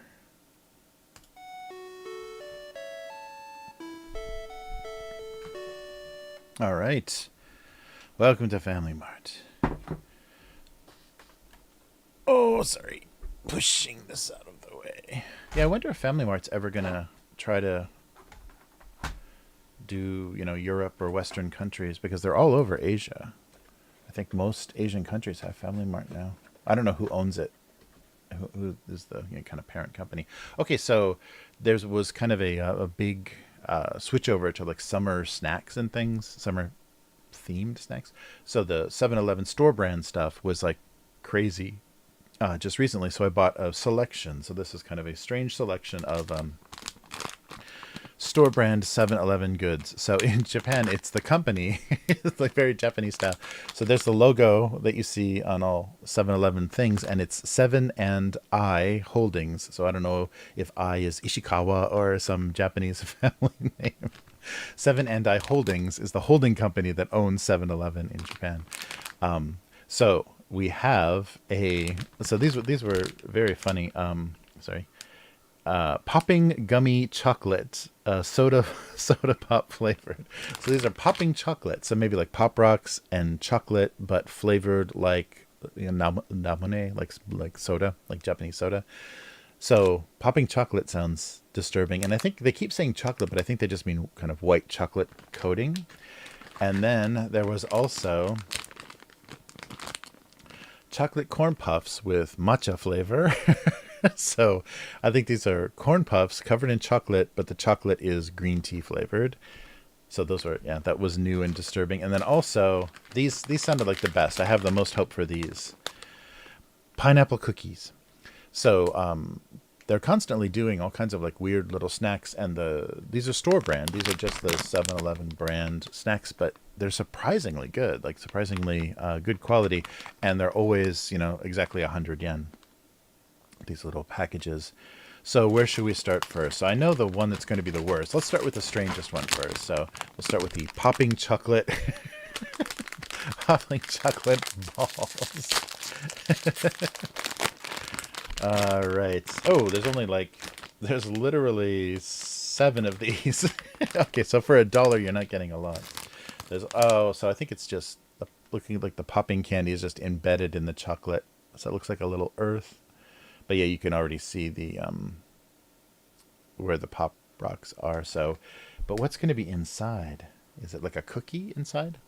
So let's find out. So here is popping gummy chocolate. Oh, a gummy inside, yeah. Oh, yeah, right.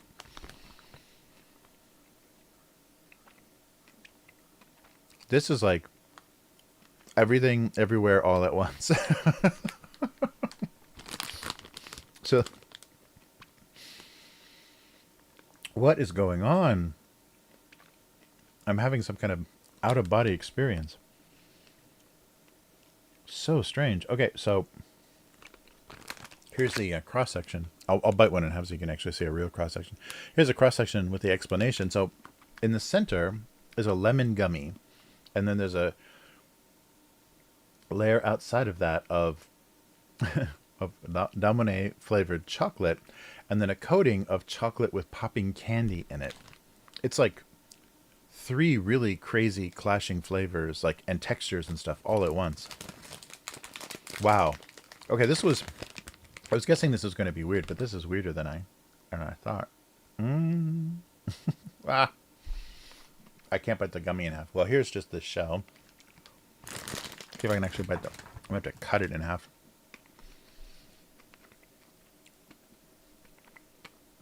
There's white chocolate in there. It's Pop Rocks. It tastes like Japanese soda. And there's a lemon gummy in the center. Just to make it super confusing. Yeah, it's definitely a unique... I don't know what they're going for. If they're going for like a weird kind of crazy parfait mixture flavor. God damn it. Okay, so I can't bite. Do I have a... Oh, I have a knife. I can't bite it in half. The gummy is a little too stiff. So we'll have to do some candy surgery here real quick. Wow. Yeah, so that's what we're dealing with. A little lemon gummy, Nmity flavored white chocolate, and then a blue coating of Pop Rocks on the outside. It's so strange. Yeah, the lemon and the soda taste okay together, but the white chocolate, the white chocolate is too strong. It's very strange. That is a really weird combination. Okay, I think this is going to win as the weirdest snack. That is too bizarre. Okay. Let's go with our little matcha palette cleanse here. Oh, these are cute. They're like a little peanut shape. Oh, look. Matcha doesn't key out on my green screen. That's so funny. Yeah, that's a strange combination. I think it's just weird to be for the sake of being weird. That's a really strange combination. All right, so this is just a corn puff covered with matcha flavored chocolate. So following this should be, well, maybe I should save myself the pain.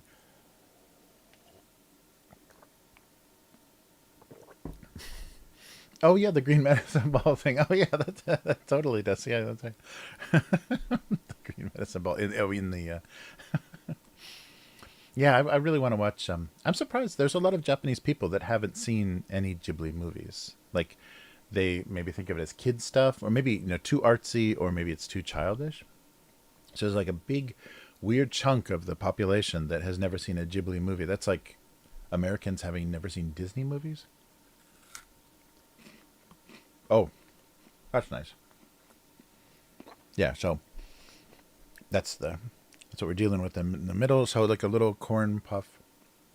But that's really nice because the matcha is strong enough. It totally overpowers the white chocolate taste. Oh, that's really nice. And no popping. There's no popping candy in the coating there. Yeah, these are very nice. If you like matcha, these are very neutral, nice combination of flavor. Yeah, so you can even see the green tea in the chocolate there. It's all speckly. And just a big corn. There's a big corn puff in the middle. But it's not too corny. So the corn isn't too corny. The matcha is nice and strong, so it overtakes the white chocolate taste. But the white chocolate makes the matcha a little sweet. So the matcha is kind of milder because of it. Okay, that's nice. So that's definitely third place. This is definitely third place because I'm so confused right now. But yeah, this is definitely the best so far. But we haven't done pineapple cookies. So yeah, so these are, and yeah, I think it might be. They don't talk about any regional. but they're supposed to be simulating a Hawaiian or an Okinawa cookie. All right, but it's probably just cookies with a little pineapple juice in them. This bag is much bigger. I can't believe this was surprisingly. These are all like $1 basically, roughly equivalent to $1. And there's another little cookie snack that looks like this, that has this shape. They're kind of knocking off. So these look a little light baked, kind of flaky, like a pie. Oh no, but they're not flaky. Oh, that's nice. Oh, pineapple cookies are good. I think it's just pineapple juice though. There's no like dried pineapple in it. I'm a big pineapple fan. So maybe there is some. Maybe that is. Yeah, see the little stuff on the edge there. Maybe that is dried pineapple. It's very strong. The pineapple flavor. That's nice. I still think so. Maybe this still wins though. This was really nice combination of flavors. This is just if you took like a pretty standard cookie and just soaked it in pineapple juice. It's kind of, there's nothing else going on with it. It's not particularly sweet. It's very pineapple-y. Yeah, the cookie itself is pretty boring. I'm trying to think of what other snack is like this. But it is a hexagon. A hexagonal pineapple cookie. So it's nice. It's not bad at all. It's a nice combination, but kind of, not super exciting. It's a one-trick pony as far as pineapple cookies go. I wonder if they're trying to simulate something, though, like a more traditional snack, because a lot of these are kind of like generic knockoff, kind of store brand knockoffs of more famous things or old things, or kind of imitations of retro style stuff. But I don't know what these would be imitating. Oh, dude just went there. I can't believe dude went there. Pineapple on pizza. That's called. Oh, I'm sure Canadians can confirm this. That's a pretty. I'm totally blanking now, but that pineapple pizza is super common in Canada. Like popular, common pizza, and they call it something. I think they just call it tropical or something. But it's every Canadian that I've met has no problem with a Hawaiian pizza. Yeah, so they have Hawaiian pizza in Japan, but they put corn on it. They always put a little dusting of sweet corn. So Google question: why does Canada put pineapple on pizza? So back in the day, Sam Panopoulos, a Greek immigrant, it sounds like, who was born in Greece, moved to Canada when he was 20, decided to try out pineapple on pizza in 1962 to attract customers of his Ontario-based restaurants. So Panopoulos told the BBC in an interview, "We just put it on just for fun, just for the fun of it, to see how it was going to taste." Oh, so he died.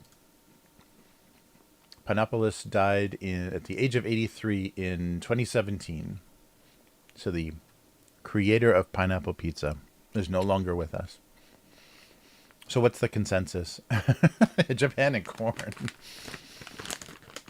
Yeah, Hawaiian pizza. Thank you, unknown girl. What? 100% juice. Yeah, I like pineapple pizza. I like the salty ham and the tomato sauce and pineapple combination. There's something good about that, the acidic kind of quality of the pineapple. And baked pineapple, I mean, you put pineapple rings on ham. There's a lot of dishes where you heat up pineapple, where you bake pineapple as part of a dish, not even a dessert in a lot of cases. So pineapple rings on glazed hams and things. So it's not strange. I just think some people have that weird obsession with, you don't heat up. It's like, if you wouldn't put orange slices on pizza and bake it, because it would be disgusting. But pineapple's not not a citrus fruit, so it doesn't have that same weird. But I think people have the obsession. It's fruit. You can't put fruit on pizza. But yeah, pineapple pizza is not bad. And I like pineapple burgers and stuff. I like cheeseburgers with a slice of pineapple, grilled pineapple on it. So call me Canadian. Yes, Hawaiian pizza. That's right. Wow. Oh, sorry. So we're still at the convenience store and we're talking pineapple pizza. So pineapple cookies are not as controversial, I have a feeling. So definitely first place, second place, and question mark? I don't know. So if you have any chance to try whatever the hell this is, definitely try it. It's strange. It's really, really strange. It's very hard to describe because it's doing too many things like all at once, and the flavors don't make a lot of sense together. I'm very confused. So yeah, watch out for popping gummy, popping gummy chocolate, soda flavored. All right. Well, that was the wacky weirdness, and that was like less than $3. All of that, all of the snacks. It's so crazy with a weak yen, like how cheap everything is now. How expensive everything is in the US and how cheap it is in Japan. Not even third place. It just has me so confused. I don't think it conforms to a numerical rating system. I don't think there's a place for it in the natural order of things. It's a very weird snack. All right, back at it. Yeah, that was really strange. Because oftentimes you can tell with Japanese snacks like what they're going for, like what it's trying to simulate or what it's supposed to be. But that one was just wacky combo. Very, very strange. Yeah, that was funny. But I'm still always surprised by the quality of these are store brand snacks. I can't imagine in America getting anything that's like 7-Eleven brand and even wanting to, eat it, even considering it, being edible.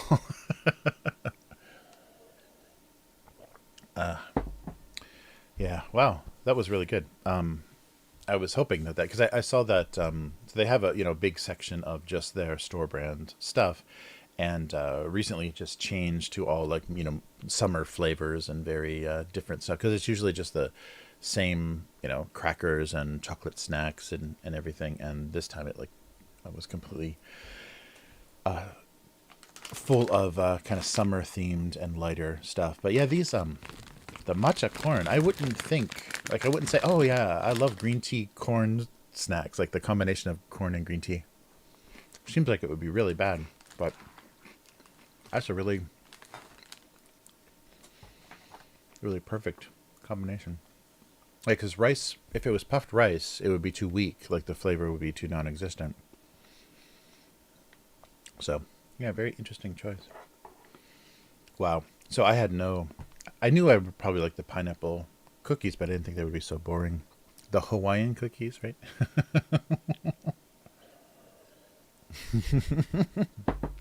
Yeah, one of these snacks is going to involve like an ambulance, a call to the emergency medical services. Yeah, that's really funny. I guess it's a lot of the popping candy stuff, like the Baskin Robbins here, maybe in the U.S. too.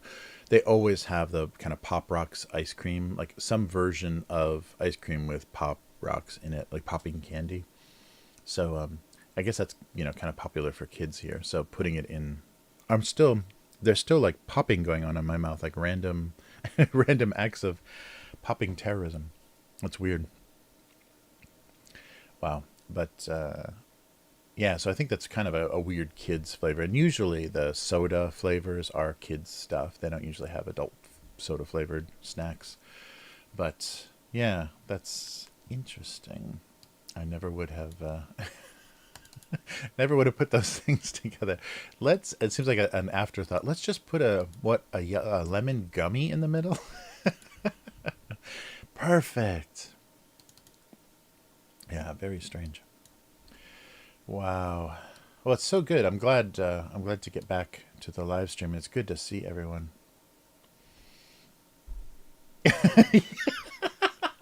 Yum with the Cobra JFS reference. Nice. Yeah, I gotta start doing that. I'm gonna start doing Japanese drink combos with sake and like weird Japanese sodas. Oh, that's so funny. Yeah, see that's the thing. Like, those are weird cautionary tales, and why I'm always so apprehensive about streaming is because I don't know. I don't have enough self awareness to actually know, like, when, at what point in my streaming career do I veer off into this like lull cow, like nightmare? Like, I wouldn't even know it if it happened to me, and there were like people watching that like were just entertained by the fact of the patheticness of my life or what I was saying or what I was doing. I would never like feel that. I don't think I would ever know that. So it's a very it gets you very paranoid. It's like it seems like it's so easy to just lapse into a complete joke. And especially if I think the funny thing, the developmental problems and mental issues and autism and stuff like plays into a lot of lolcow's existence, but the fact that you do take yourself too seriously, like there are some people that like have zero self-awareness plus a lot of like weird pride or ego that is baseless. Like there was nothing in their life that gave them that idea that they're so amazing. It's so funny. But oh wow, yeah, the chocolate. Oh, I wonder. You mean the matcha? If the matcha thing might have been interesting with actual chocolate, yeah, instead of just the white chocolate. Cobra JFS drink combo, yeah. But I still, every time that kills me every time that clip of when Cobra JFS decided he was going to dye his hair, and didn't he misunderstood, or he got confused about this. He was working at Wendy's at the time and got confused about when he needed to show up for Wendy's. So he's in the middle of a stream, gets a call on his cell phone that he didn't show up for work today. He was supposed to be in at 3 or whatever, and says, "Oh, I thought I didn't have to work until tomorrow or whatever." He misunderstood the schedule. So they said, "Okay, well, can you just come in at 6?" And he's like, "Okay, that's fine." And it was like, an hour. That was an hour away or whatever. So like, okay, yeah, sorry, I'm so sorry, I misunderstood. I'll be there. I'll be there as soon as I can. I'll get there, by 6 o'clock. And so hangs up the phone with the manager at Wendy's, and then continues to use the home black hair dye on his hair on live stream, and basically like colors all of his skin blue. So just like puts the gel, like just like runs his hands through his hair. So his whole face is blue. Then he does his eyebrows and mustache or whatever. So it's totally made his face blue with this cheap, black hair dye, and he's gonna go to work like right after that. That kills me. Like that level of like, well, I already made plans to do this. That kills me. Oh man. So funny. Oh no. Did you just call me a sophisticated gentleman? That's not the shooter. What was the sophisticated gentleman? What was maybe it wasn't sophisticated. What was the Asian kid, the half Asian kid that shot a bunch of random people from his car in like Long Beach or whatever? He was known as the what was he called? What was his name? Damn. The Oh my God. Yeah, don't just do a Google search for shooting Elliot Rogers. Yeah. So what was he called? Elliot Rogers was called the Supreme Gentleman. Oh, okay. I thought Yum was calling me a shooter. Yeah, Elliot Rogers. The incel guy. Yeah, yeah. I thought Yum was when he said sophisticated gentleman. I'm like, wait a minute. Yes, Supreme Gentleman. Yeah, that poor kid. Jeez. That's like he was like the craziest combination of like nature and nurture, because his family situation was so fucked up. Okay, no more Elliot Rogers incel, yeah, mass shooting jokes. All right. Yes, he Cobra is a truly gothic bad boy. Oh man, and the thing that kills me is he's still that guy. Like he's still streaming. Like it's crazy that yeah, that's amazing. And when is Chris Chan going back to it? I wonder if there was a condition of the legal problems with Chris Chan that or criminal problems that kept that's going to keep her off the internet. I wonder what's going to happen with Chris Chan, but we'll find out, because there can't be anything more tempting than to get right back into that nightmare. It's crazy. He just yes, he looks insane. He's already like a funny Cobra's already a funny looking guy, and covered with blue dye on his face. Oh, that's brutal. Oh man. Yeah, there's only a few of those personalities I can enjoy, but yeah, Cobra's definitely up there. uh yeah, it's good he doesn't live with his mother. Yikes. Yeah, Elliot Rogers, thank you, unknown girl. All right. Well, all of you supreme gentlemen and gentle ladies out there, thank you for joining me. And yeah, we'll do this again next week. So yeah, I think the schedule might stay a little bit later than usual, just because yeah, I'm pretty wiped after the morning of getting around in this heat. But it'll all actually next week is a little bit shorter day, so maybe we'll be in luck. But it's so great to see everybody in the chat. Thanks so much for being there, and it's great. Yeah, Australian time works out really well. So, and good to see you again, unknown girl. I wanted to make a bigger deal about seeing you after a long time on the Upturned table on the weekly chat, but I didn't want to disrupt the disrupt things too much. But yeah, it's good to see you, girl. And Yum, thank you. You always make me laugh. Plexus, has been a long time too. It's good to know you're still around and still a mod. You still have a blue wrench. Excellent. And dude, as always, yeah, you're my rock. You're my constant, dude. It's good to see you in the chat. So everybody take care. And it was great to see Krylon as well. Make Krylon great again. Showed up for the spray paint drawing. So very cool. And we'll do this again next week. So if first time seeing this, abusecartoons.com is the URL website. You can read the comic on gocomics.com/domestic abuse, and Abuse Cartoons on social media, and of course patreon.com/abusecartoons. So take care, everyone, and we'll do this again soon. So stay stay inside if it gets in the triple digits again, and take care. We'll see you again soon. Goodbye.